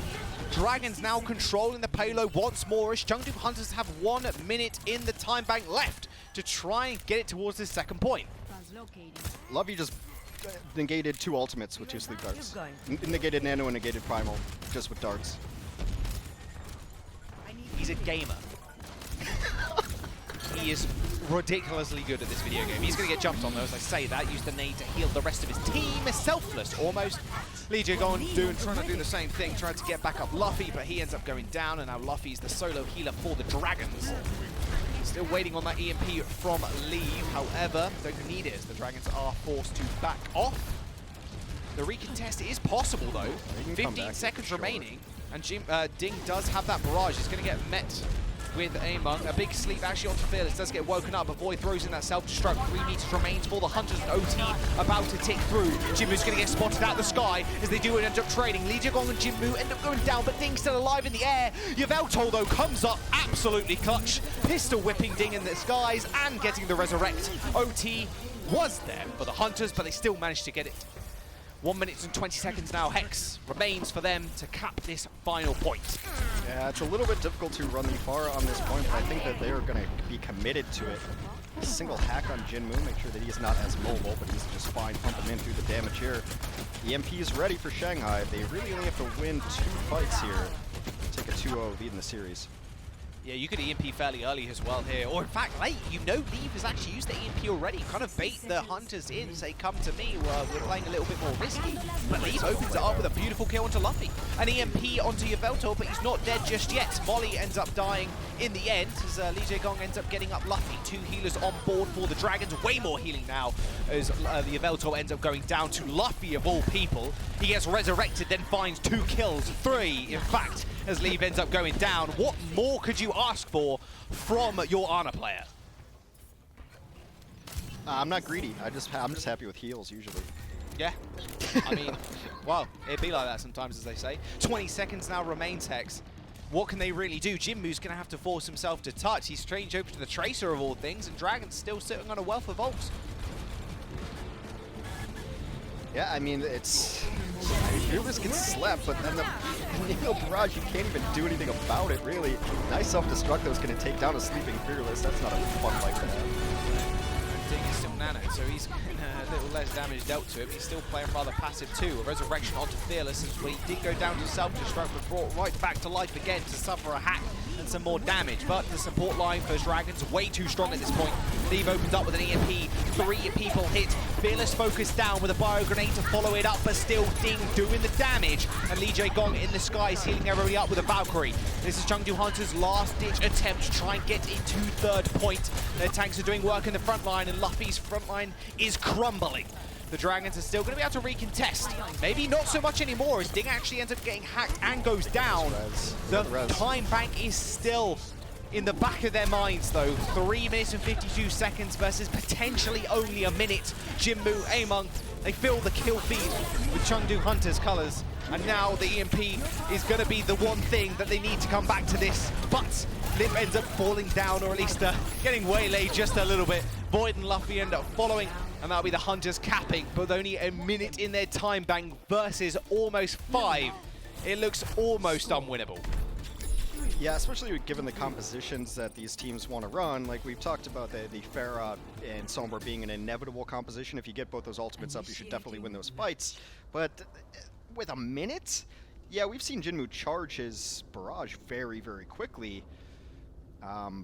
But can Leave get an EMP in under a minute? It's possible, but you have to play kind of risky for it. So I wonder if there's going to be any changes as they come out. But I was just looking at Ding's screen there, and if you notice bottom left-hand corner, there's a little icon with one of the roles in it. That's what our role stars here, kind of like our All-Pro system, or our All-Star. Well, All-Pro would be more apt. But there's a reason that Ding was a role star and is for the remainder of this year on the damage class, and a lot of it goes back to his Pharah play. Now, Jinmu's the one who plays it more often and more consistently, so he's often associated with the Pharahs of the Overwatch League. But Ding, from stage 3 of Season 2 onward, was just crushing on this hero, and Shanghai was one of the first teams to really super adapt to Pharah, and we're seeing exactly why. And then in the offseason, all they did was just add more talent. It's not fair. Yeah, it's just not fair. The team is too good. Or I mean, seemingly, you've got Diem sitting on the bench right now. Yeah, it's pretty scary. It's very much almost a shock situation where they have just a ridiculous talent pool. And yeah, some teams wondering how that's fair, but that's just how it be. Leave is actually going to jump onto the Ash. I was about to say not McCree. Thank you. No, I think we've run that joke enough into the ground. Luckily, no one from Blizzard's watching, so it's okay. We're good. We're safe. Under the gaze of 1 AM casts. If Leave gets a single kill on Ash this round, it'll be better than his first round. He's going to have to actually get into this race and actually do the killing, which is going to be the problem. The high ground is almost permanently taken up, it feels like. They're doing a fair bit of damage and actually forcing out Jinmu here to play a lot more passively, leaving Ding open to a lot of damage in the front line. 7 seconds now remains. Hunters are going to have to actually touch that payload and roll it back. They eventually get it, but it's Dragons' map to actually win. Molly gets hacked once more. Not the perfect hack target, but it's better than nothing. Lee Jae Gong ends up going down with a beautiful double direct from a Jinmu. And now Luffy, yeah, wondering where those rockets are coming from, right from the back line, as both supports now fall for the Dragons, and now the damage being permanent, and even a resurrection onto Jinmu to add salt to the wounds. Yeah, gotta get him back, but that's just Jinmu carrying. He hits double direct in the sky, taking out the Mercy. Obviously, of the 2 targets you can take down, you want the Mercy first. Everyone else can take down a Pharah without a Mercy is like, peanut butter without jelly. It's alright, but it's not quite as good. Or do my special, the peanut butter and the Nutella, the chocolate spread. I thought you were going to say banana, but I'm not British accent like banana. Well, we can do that later. We can discuss accents later. There's the Nano on Jinmu, flying straight towards the back line. Then he can do the same, though. The Dragons. Ding is going to get Nano. The Lip is falling pretty low. Needs to be kept up and alive here as he's got the EMP and potentially the game-winning ult. Leave is trapped in a corner in a very dark place. The barrage lands straight on top of him, but a beautiful sleep will help take out Ding. But Lip doing work in the front line is the Hunters. Oh, they step off the point. Oh, the C9. Unfortunate. That was a perfect opening too. They managed to kill off Ding with the sleep. But they step off the payload for a brief moment, and the longer OT has been in session, the quicker it's going to tick down, mind you, as well. Well, look how they actually opened up this fight, though. A beautiful double direct from Jinmu. He's really trying hard to carry this team to victory. It's getting sweaty. Yeah, I mean, it's just a nice shot to get a Mercy who's guarding Angeling away too. The trajectory is actually a little more predictable when she's doing that though, so that takes advantage of that. There's not a lot of predictable trajectories in the sky, especially with how slow comparatively the rockets in this game move, as opposed to other games with rocket launchers. Trying to hit mid-air directs in Overwatch it's a skill unto its own. No other game really translates to it, so the people who are able to hit these mid-air rockets have just been doing nothing but practicing mid-air rockets. But the Guardian Mercy is actually a little easier to hit because you know where she's going, kind of-ish, whereas trying to hit just a floating Pharah is just, no. I guess they might go there. I'm going to shoot a rocket there, and I hope. Well, Jinmu's been flexing a little bit on the Pharah. But look at that, 23 meters stands in the way of Shanghai Dragons to cap. Almost 5 minutes in the time bank as well. Seems like an almost unlosable situation, like I mentioned in the last round. Lip, all he needs is really an EMP. This is going to get slept off the back of it. It's going to be, once again, commences the dance in the skies with Ding versus Jim. Yeah, Fearless has been slept most of this game. That's just the Winston life right now. Leave gets a kill! Oh, and Jinmu finds up another one. Nice, not bad start, boys. Keep it up.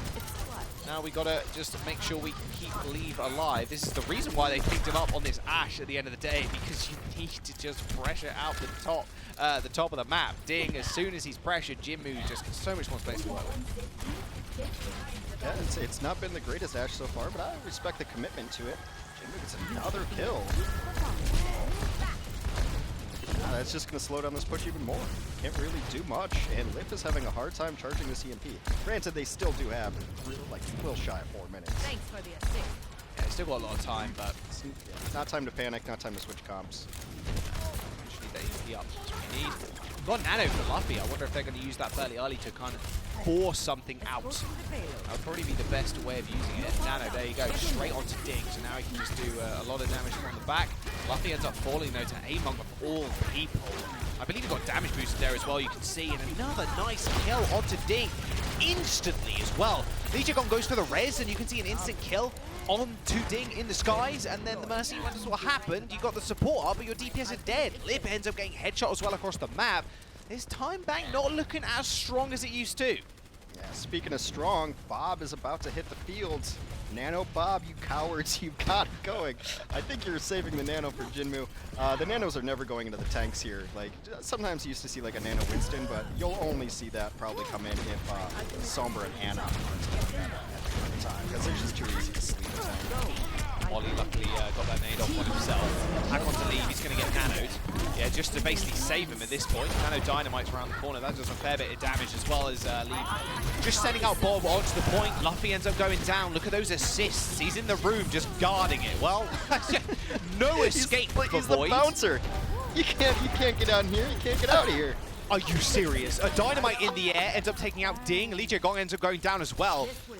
This He is making disaster up for the first half. The for the first half Dragons. defense by Ashe from Leave was, well, nothing to write home about. Literally a blank page. Got nothing done. Neither did any of his team, though. His entire team mustered 3 total kills. But right now, we're seeing him make it work, and it's fun. How can you not be a fan of Chengdu? They're the only team that's going to like run this Ashe consistently. Other teams have toyed with it, so it's not unique. Nice EMP, this is it, this is what you need to hear, but the problem is you've got an ulting Mercy in the skies and already Ding's going to go down. Can Lee Jae-gong actually resurrect him? I'm not sure he can. A rather risky one, he doesn't manage to get it off in time. Self-destruct high in the sky, kills off Leave. That's the opening they need. Ding can now play aggressive, but he gets res. Molly ends up falling though as Fearless finds the opportunity to do that, so as Yveltal wasn't there to heal him on up. This is the opening Dragons needed. It just took almost everything in the playbook to make it work. Luffy waiting on the Nano though, and the EMP not being available might be a problem for Ding to get off this barrage, but they only need a few more meters to take the W on this map. They're going to have Nano Barrage, and Chengdu is making a lot of changes right now, so they're going to really rely on Molly nanoing somebody, maybe Amon here. But they're in a really tough situation. A minute left though, probably only 2 fights, but I like that Shanghai's playing really far forward, trying to get as much free push as possible. Yeah, exactly. I mean, that's what you need in this situation. Just force Chengdu Hunters back. Force them to play in a position where they have to just rush in. Nano barrage from the skies. That Matrix not doing all too much. Molly and Luffy end up trading, though. This is not bad for the Hunters just yet. Amon is going to be on the point. Nanoed up, but so low. Ding takes out Elsa. This should be it. Hunters now moving on to the point, one by one, to try and stall it out. Leave ended up getting hacked. Amon finds his way back onto it, but little to no avail as Void ends up taking him out. Self-destruct. Victory screen stretches across your screen. I don't know where I was going with that one. Shanghai Dragons end up taking the map 2-0 in the series and setting themselves up for match point. Yeah, there's words on a screen. I get where you're going with. I feel bad for Molly there. He felt that Elsa was going to keep him alive, so he kept pushing forward. Elsa turns tail with the defense matrix and turns around. Molly dies. Everything falls apart after that. That one seemed pretty much inevitable. But the Chengdu Hunters, look, that first defense was just atrocious. There's no getting around that. But they bounced back, which is nice to see from their mental. They didn't give up on their strategies, which I think a lot of teams would just bail on. And Leave ended up putting it together a good Ashe game. Generally felt a lot closer as the matches went on, as the map went on, and I'm really stoked to just continue seeing Pharah v Pharah here if we can get more of it. Well, potentially so. There's still a couple more maps, I hope, left. I think Hunters still can make to still map 5. But I mean, it's just what I was saying, like with the Charge and the Spark game as well, is running another Pharah into it makes the other Pharah's job harder. You can't just let somebody just stay in the sky and never get pressured because you don't have hit scan. Some of your best picks are just mirror picking and trying to at least put pressure on. And if you're not hitting shots, that's fine, but at least it's negating some of the damage the other Pharah can do. Well, I want to see more Leave on Ashe. It was working him so well for them in that first point attempted hold. We're going to jump to a quick break though, guys. Do not go anywhere. Map number 3 coming up soon. The Overwatch League is brought to you by ZipChair Gaming, the official chair supplier of the Overwatch League.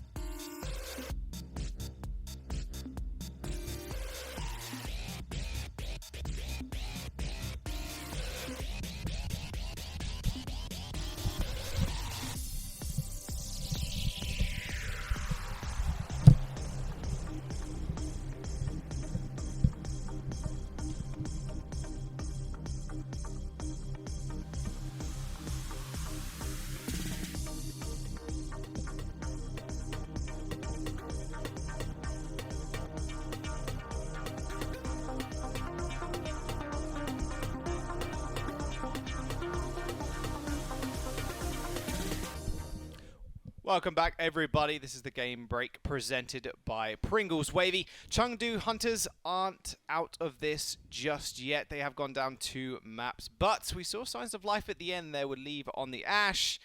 Hex, what are we looking at? Yeah, they played them a lot closer than the first defense would indicate. I thought that map was going to be over pretty much immediately. When a team only gets 3 kills on a defense, they just got rolled over. But I think you saw not necessarily some adjustments, but just a little bit different style of play. They got off the Ash pretty quickly. Their offense was just as good as Shanghai's. I mean, they had a couple minutes less. So, yeah, let's talk about a crunch time here, because I'm blanking on ideas, Jack. So this is not just color carrying. What do you think Chengdu has to do to bring this one back? Yeah, your opinion's important. It's valid. Oh, thank you, Hanks. Oh, it's the first time anybody's ever said that to me. Probably the last. Play hit scan. Play leave. That's what you got to do. Play leave. Play the Ash. Make sure you put pressure on Ding. At the end of the day, if you're putting pressure on Ding from two angles, from the Pharah and from the Ash, you're, as Ding in that situation, you are just not having a good time. I was going to put it in a bit of a different way, but you can kind of see what I'm getting at. You are looking up into the skies, but you're also trying to then dodge out the way of this of the hit scan. But the issue is, tanks have to kind of make up for that pressure that you're now lacking because you're playing so passive against the Fire and then the Ash. Your tanks have to be on top of leave 24/7. But then it kind of trickles back to the support line, and this is where the support structure comes in big. Is that who's in the back? It's Molly, sitting on leave. And we saw him nano there as well, because he was scared leave was going to go down, because they know leave is the key tool that they needed in order to make sure Ding can't get away with murder. Yeah, you can't just let him get away with it. There is a interesting thing coming up next. That's Shanghai is 1-0 on Hollywood. Chengdu 0-1 on Hollywood. Hollywood, I don't know. It's a map where long-range hit scan can definitely work, but I still think that we're going to be seeing a ton of Pharah. The bad news is overall Chengdu is only 33% win rate on hybrid, whereas Shanghai rocking that 75%. Look, they've only lost 4 maps all year, so they're going to have high win rates on these things. Yeah, they're looking pretty good. We're going to jump to a quick break, guys. Do not go anywhere. Hollywood on your screen soon. The Overwatch League is brought to you by Pringles Wavy. Big crunch, big flavor.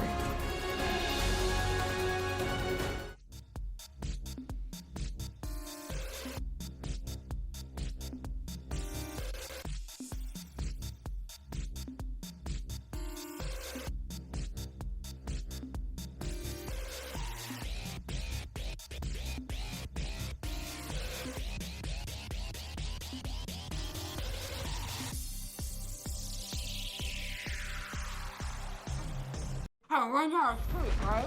And all of a sudden, this huge explosion comes in, and it's like, bang! And this growth chaos is shitting. I was going, no! And I'm like, Download now.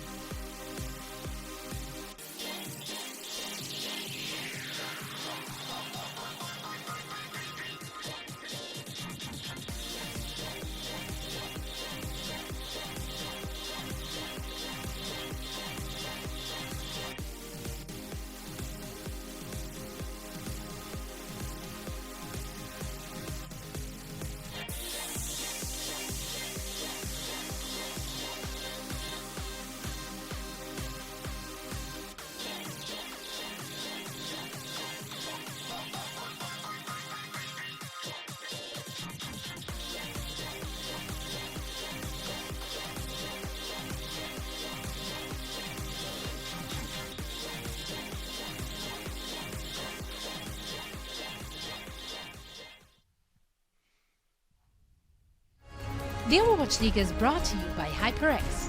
Unleash your style, unleash your fury with HyperX Fury Memory.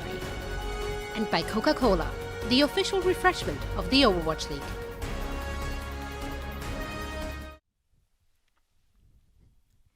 Hey guys, welcome back. Hunters facing up against the Dragons. Dragons narrowly narrowly avoiding death on Dorado at the end of Leave's rifle. That was a rather scary time when your 5-minute time bank almost gets reduced to 0 in OT as you do. And they did end up finding the cap, of course, but it was a rather risque 5 minutes to say the least. We're jumping on to Hollywood as our next map.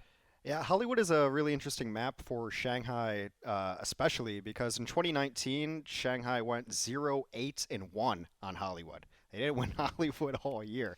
They finally got over it. They did defeat the Charge on Hollywood earlier this year. It's kind of hard to compare teams from year to year, especially a team like Shanghai, but you know, it's fun for the history books to look at previous map records.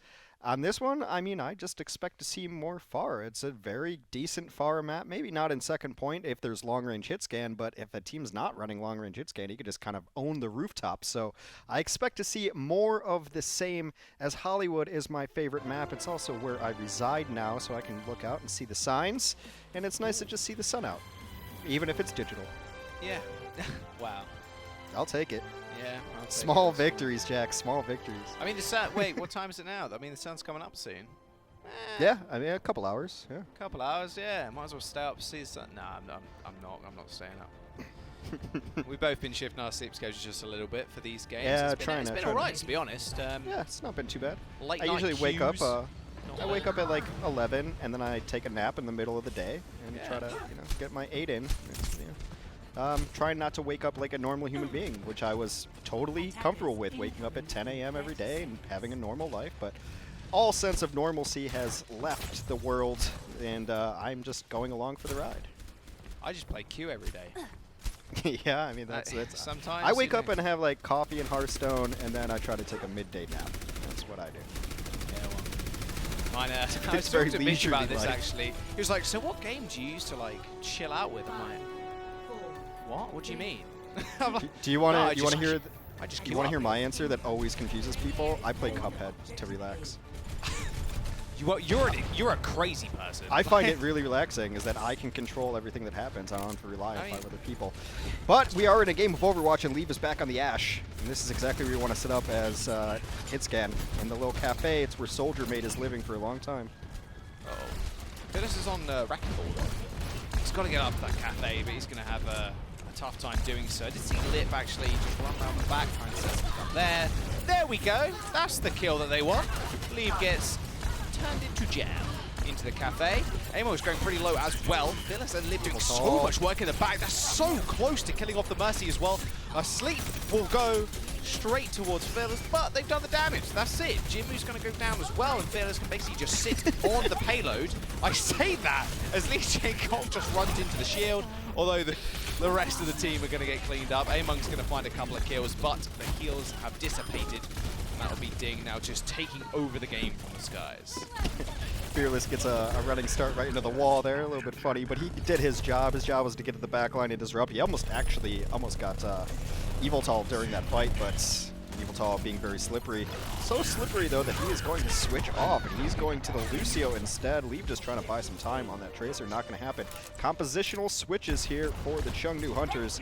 They get off of the Pharah, off of the Ashe.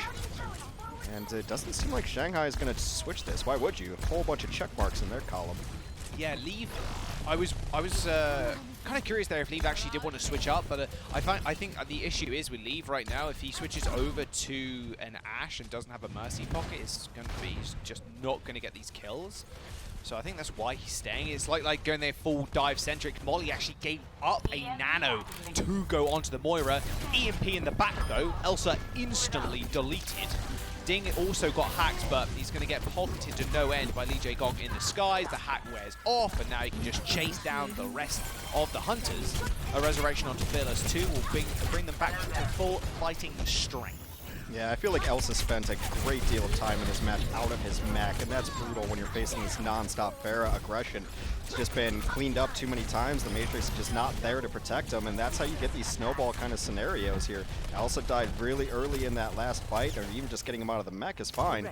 And then there's nothing to stop this damage coming in constantly. Shanghai used 2 ultimates there, an EMP and a barrage, halfway towards getting both again. This is looking like the Dorado defense. That's a big EMP though. That self-destruction going to come out as well. Hiding behind the payload is Ding. Leave is just dealing damage to the back line. Luffy ends up nading himself though, forcing the recall onto Leave. He's going to have to play a little bit more passive, or maybe not so much, as the Orb is going to, the healing orb's going to follow him through. Luffy ends up going down. A couple of meters before the payload got delivered, but it was the EMP from Jinmu that set this fight on up. 2.5 meters were there, but the Dragons are going to have to go once again. A lot of ultimates on board though, or DPS ultimates at least. That Barrage and the EMP coming online in this next fight. It's the perfect place to stop, though. A second point before a hybrid map. You know, the King's Row stopping them at second, too. The spawn is so far away for the offense here to come in. And Chengdu bought themselves time to get ultimates up. They're going to have Coalescence, which we've seen be very good against a Pharaoh Mercy combo, at least push them out. And then the Barrier can be good, too. But the Barrier versus the EMP, it's a micro battle as old as time. Liv has it now. Yeah, that's exactly what happened previously. Now he's just hunting for the Lucio. I believe he's down by the bar. There he is. Yes, you can see him far away, but is he going to be able to get the team in time? He can't quite save Among. That was a three-man beat, sorry. 4 if you include his himself. Among and Lip end up trading, but with Ding going down, this is it, I think, for Dragons. Ding falling there was rather disastrous. I mean, the EMP was almost perfect. Also ends up falling, but he was demegged, so it's a little bit more of a no worries. Cart is still moving, but spawn advantage does rely with the Hunters. Sleep from Luffy onto Amon, earned himself a nano. Now the Primal Rage is wreaking havoc in the back line as Ding finds himself back in the fight. The recalling on the payload, and now he can't play as aggressive. As I say that, Jinmu unleashes the EMP. Pulse Bomb launched over the payload, didn't quite get anything, as the nano did help Ding stay alive. Direct rocket onto Elsa as the rest of the Hunters are going to get clinged on up. A couple of meters now remains. Fearless finds 2, and point 2 now is captured. 3 minutes in the time bank, Hex. That was really strange. Leave is one of my favorite players, but he seemed to not take that fight seriously. Like, Shanghai had lost both of their damage healers, but they weren't leaving by any means. And Fearless and Void were staying in there doing damage. Both the healers were fine. I think he was trying to take high ground to push the healers off, but he just was out of the fight. He took himself out of the fight for a really long time, and they ended up losing that. Ding ends up going down early on, but an instant resurrection. Among is just not having a good time at all in this game. He's just getting naded, hacked, slept. Can't really do all too much. Self-destruct on the payload though creates a lot of space, but everybody's able to get out rather easily. Coalescence wearing off now for the Hunters. The Dragons are going to be able to move forward with a free nano basically. Once again, like I mentioned before, Ameng having a horrible time as the barrage just lands on his back. And now the Dragons can set up for success. They're going to be able to control this mega pack. Molly's having a hard time healing everybody up as the juice was just running out. He even gets EMP'd at the end of it all as well. The Dragons continue their steamroll. They just keep rolling on through here. The Chengdu Hunters do have a release valve here in an EMP. Pulse Bomb will be up, but that's just to get to the back line. Shanghai. Wonder where this nano goes, because you kind of think you can win the fight now. I think the nano just goes on Ding anyway. Molly goes down early. Nano wants to Ding as well. He's going to be basically immortal. Big bio grenade onto the front line. Leave at least finds one with the pulse bomb. In Luffy in the back. It's now just him versus the world. It feels like self-destruct high in the sky. That gave enough time for Lee Jae Gong to find the res as well. He's just all on Leave once more as these bio grenades have just been so good. Luffy is just on fire on the support. 1 minute and 29 seconds remaining, 0.59 meters. Luckily, Amon gets back to the payload in time to be burnt down in an instant. The Dragons end up capping 3rd. A nice little chunk of change in their time bank as well, as the Hunters now have their chance to it. Yeah, that was reminiscent of the first part of Dorado there, wasn't it? Chengdu did give a little bit more of a fight that happened there, but I mean, this map is so difficult once you end up losing the points and end up losing the high ground. That's when you saw Chengdu completely switch their composition, and they had mostly low ground healers, so no one was ever really able to play high ground. That might be the reason why Leave went on his little journey to try to get to the high ground, end up costing them this second fight. But Shanghai, once you're in control of with the Pharah, I mean, it's really hard for the other team to stop. It's kind of like Assault. When a Pharah is established, you're in a great spot. Oh, please do it, Ding. Yeah, let's get some more Ash. Ooh, okay, nice. This is what I like to. Oh, I'm fine with this too. I'm yeah, fine with totally this. Yeah, I'm fine fine with this too. It's Junkrat. Okay. All right. Ding's got a good Junkrat. It's fun to watch. Oh, come on, what is happening here? No, come on. I feel so trolled. Usually you're pretty safe calling the offense, but I guess given today. Oh, they're on defense. Oh, that's right. Yeah, Yeah. that's what I meant. Generally pretty safe calling the defense because they've left spawn, but it's fine. I mean, Shanghai, there's really no need to switch things up here. They look pretty dominant on their side of the map. They're trying to just close this one out, get some sleep. Although I don't know what time it is for them. I think I'm not even. It's got to be a reasonable hour. So it can't be this. This crazy. I think it's 6 p.m. in Australia. I got that from my Twitter feed. If that helps you at all. It's 8 p.m. in Korea. There you go. We're getting close. We are triangulating time zones currently within a game of Overwatch to determine what time it is in China/Korea. It's about 8 p.m. There you go. Right. There you go. Perfect. The Dragons just trying to fend off this assault from the Hunters. Now Ding versus the world at this point. Jinmu's going to have to find a nice hack here. The skybox is pretty low on this map, so Jinmu can actually go fairly aggressive onto Ding here if he wants to. He's going to choose to actually hack Void instead. Still, you can see the health bar is just depleting from the Hunters. Nice little sleep on the back line from Luffy. These sleeps have been crazy. As Yveltal tried to find a little bit of action back there, but he ends up getting taken out. This is going to be it for the Hunters. Like, the problem with this Moira in this situation is that the juice is going to run pretty thin because the amount of incoming spam damage that you are taking as you try and assault the point. I mean, what's so impressive with Luffy's sleeps is that it seems like it's just an insta-kill. The way his team follows up on him, you think back on, like, Eichenwalder. If he hits a sleep dart, they're dead. They're constantly dead because he waits for them to be out of position. Nice 1v1. Super nice 1v1. The pulse almost lands as well, the follow-up from the monkey. However, Lijigon keeping Luffy alive. He sends out the nano just in case that he ends up going down. The rocket barrage from Ding does kill off Among, who went for that risky dive. A resurrection from Lijigon as well. The Dragons are just so good. They're just on the same page. It's like just a single mass of brain is just playing this game of Overwatch. Because like you said, these sleeps from Luffy are guaranteed kills, and these support pickups from Lijigon, just knowing Luffy is getting dove, instantly popping the Valkyrie, and then a nano from Luffy from Ding barrages Amon, who dived Luffy. It's just incredible Overwatch from the Dragons. It's poetry in motion. It really is. Every part is doing their job, and they're all in the right spot at the right times. It's what's impressive about Shanghai is they seem like they're playing mistake-free Overwatch, and that's very difficult to do. That EMP is pretty good though. Ding is keeping himself alive, just rocket jumping away. And a counter EMP did come through, landing on the Hunters, and there you go. The backline and frontline, in fact, just falling over. Amon got 1 minute and 20 seconds. Amon got slept again, and we know what happens when people get slept by Luffy. They die. Yeah, pretty quick. Funnily enough. They now have one opportunity, really. I mean, it's only a minute left. They don't have the EMP they used it last fight. They're running into a nano barrage, plus the self-destruct hex. 10 enemies slept so far this map for Luffy. Absolute crazy being. Right, 60 seconds remains. You can hear Athena call it out. Leave is trying to go for a big wraparound. That's a good start, though. It ends up falling, and now the Coalescence actually to pressure out the top side as well. Luffy falls for that Coalescence, but gets the nano off just in time. Yveltal may have gone down, but they still have Molly to back them up with the healing. Lijigon actually got nanoed, I believe, in that engagement. He did get stuck in the end as well, though. The resurrection did end up going through, and Fearless keeping everybody alive or keeping the point alive, sorry, as he does manage to kill Leave. Both Molly and Leave have fallen down. Yveltal's going to come back with a beat.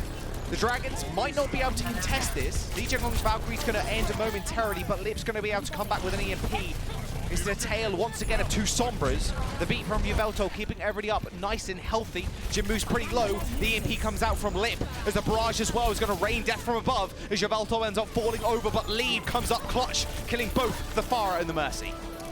They try to get that resurrection in, but that was a little bit of an ambitious and hopeful resurrection. This one is not entirely over yet. The tank play has been so good.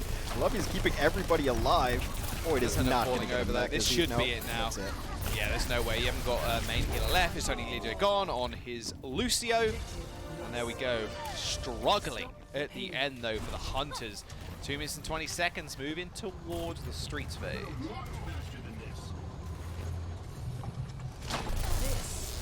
Yeah, I mean, I'm just really kind of just proud of Fearless. He took a lot of guff in this first couple of seasons in this league, and he's actually been playing really well. I mean, he's getting slept, but that's just a hazard of playing Winston. He's getting a lot of damage under, a lot of final blows. Yeah, I mean, he got called out like almost nonstop. Disgusting pulse bomb. Straight onto Luffy. Yeah, that's that backline going down. The res target here is definitely going to be Luffy in this situation, I feel. But he is going to end up spawning. Same with Fearless. Yeah, Lee Jae-gong doesn't really want to risk it at all. Not with the diving squad. That is the Diva, the Monkey, and the Tracer. Even Liv's getting forced out. I think you don't really need to force anything here. The cartels take quite a while to actually go around 2 seconds. Plus you have EMP to work with. Yeah, you're fine. There's 90 seconds left on the clock, so winning 2 fights here for Shanghai. They don't have to force it. Stopping it here or stopping it a meter away from the door doesn't really change anything. Ding goes down to Amon. Looks like a solo kill, too. Maybe so. Coalescence was lighting up the sky, though, from Molly, so potentially that did end up helping. Still, it's like we're actually watching it in reverse. It's the Dragons were getting pick up the Hunters, and they couldn't do anything, and now it's completely the opposite way. Ding with Nano has got Barrage, but he doesn't need it. Yveltal ends up going down, chasing the other support too. Molly ends up falling. Ding still alive on the payload. 2 meters now remains. 4 Hunters to try and gate and sink this one in. There's going to be a Primal Rage on point from Amon, but is anybody actually going to be able to touch? Lip has fallen, yes, but spawn priority does lie in the hands of the Dragons, plus they have ults to work with, and EMP is good, sinking the Fire of Mercy down to everybody else's level. Amon still kept alive somehow as the self-destruct did go over the top. In fact, Fearless was trying to bat people into it, but didn't quite end up finding it. Luffy ends up getting resurrected to get instantly killed off yet again by Yveltal. And now Amon controlling the rafters as he does chase down Lip. A swift punch to the jaw, and he will end up falling as well. Hunters, by the skin of their teeth, once more are going to be able to sink this payload in. It's still looking fairly good. They can get it in OT, but it's going to be a struggle. That ending melee kill just makes me think of a tweet our statistician, Matt Marcel, made earlier today. He's like, well, he may not have gotten any Primal Rage kills, but Amon did finish somebody with a melee today, so he's learning. And I guess he is learning the Winston on the go there, too. Look, I mean, it's a small thing. It's, you know, what people generally know, but a lot of his damage will come from those melees to finish stuff. Winston just tickles, and when someone's being pocketed, like his opponent was there, you got to finish with the melee, so... It's a small thing, but it matters. The kind of 3 taps leave there. A little bit of extra damage landed this way as well. Nice barrage in the front. Now, once again, Hunters find themselves in the same situation as they have been a couple of times on this map already. 1 minute in their time bank, 1 real fight to win this payload, to push it on forward, but it's going to be a staggered one, if that, as well, for the Dragons, because their spawn is so close. I was just trying to build. Look how far he's playing up. He's going to have to get the mech back soon. In fact, Dragons trying to deny this as much as possible. They know Elsa being out of this mech for so long is going to be disastrous. Speaking of that, EMP comes out, lands straight on top of him. Another melee kill for Fearless. Make that 2 as Molly ends up going down as well. 20 seconds remains to keep Hunters in this series, Hex. 5 ultimates to be able to do so as well. They can meter these out however they want. Jinmu, of course, with the EMP is going to be so important. You'd like to see the Mercy get this Valk off, and that's very likely why they're hiding so far up here. Spotted out, though. They know. EMP did come out, hit 2, hit the important targets too. Lee Jae-gong and Ding are getting a hack, but Jinmu already ends up going down, put himself in a risky position to make sure he can get the EMP off. The beat comes through, hits 5 from the Hunters. They still got ults to spare as well, but Fearless doing what he does best, using that Primal Rage to knock everybody around, forcing Molly back away from the rest of the team so he can't heal anybody up. He's going to get hacked, but the space has been created. Both Winstons end up trading. Spawn priority not really in enemy's favor right now, but Ding controls the skies once again. The barrage couldn't come through at any point. No Nano to back it up with, but they just need to force them off the payload. Leave is going to go down, and one by one, the Hunter fall as Dragons finish this series up with a 3-0. Looking very strong, and they're playing, you know, what some would call the Chengdu meta with running the far enough, but, you know, if you remember just last year, Shanghai made this their own as well, so this was going to be a mirror match regardless. The hero pools, of course, helped this week, where you couldn't run a McCree or a Widow, so it was going to be Pharah week. I'm fine with it. I love seeing Pharah weeks, and let me give you one guess there. Jaws, Jack, friend of mine, late night compatriot. Who do you think player of the match is? Well, I have a cheat code, Hex. I have a producer whispering. That's right. That's right. I forgot you could hear as well. It's going to be Luffy is your player course. of the match. Surprise, surprise. His sleeps have just been crazy. And like I said, the first point of Hollywood, Yeah. they are just one singular entity, this one singular mass of brain just playing together because everything is just so in tune. Asleep, like you mentioned, guarantees a kill. He's been not only defending himself the majority of the time, fending off every dive Hunters can throw at him, but he's also assisting his team just so perfectly in keeping himself safe and landing crucial sleeps and forcing Among into horrible situations. And you have to imagine just that's a sign of clean comms. You know, they're not crowded, they're not overwhelming. Like, slept behind dumpster him, everything like that happened. If you've been watching my Overwatch League YouTube series in my sites, I can give you a pretty good clue of who I'm going to pick. I just don't know which map to pick for Luffy.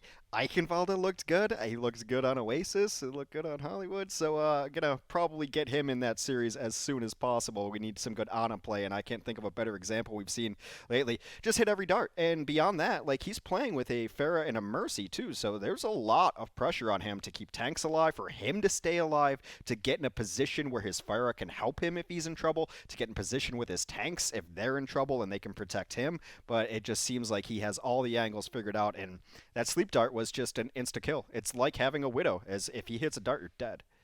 Yeah, a perfectly oiled machine that are the Dragons, and you hit the dart and they die, and that was the story of the entire game. And it's a pretty hard ability to hit at the best of times as well, Hex. Yeah, and now this Shanghai team will go to 6-1, I believe. The only blemish being their opening match, which was against the Chengdu Hunters. They got 0-3'd on that one. Chengdu showed some spirit, a little better than, I mean, Guangzhou has swept everyone else. So Chengdu is at least showing a little bit of signs of life. They seem to be firmly implanted as the second best team in this kind of round robin that we're running out here in this region. But right now, Shanghai Dragons look absolutely legit. No meta has slowed them down. Ding's Pharah is good. The Sombra's really good. I think they're going to be able to adapt to any sort of meta that comes out, and you get support play like that, and you're going to go far. I think so. Right, that is going to be it for us this evening. We're going to see you guys very, very soon. My name is Jaws. That has been Hex, of course. We're going to sign offline. Thank you so much for watching, guys. We'll see you soon. The Overwatch League is brought to you by Xfinity, the preferred internet provider of the Overwatch League.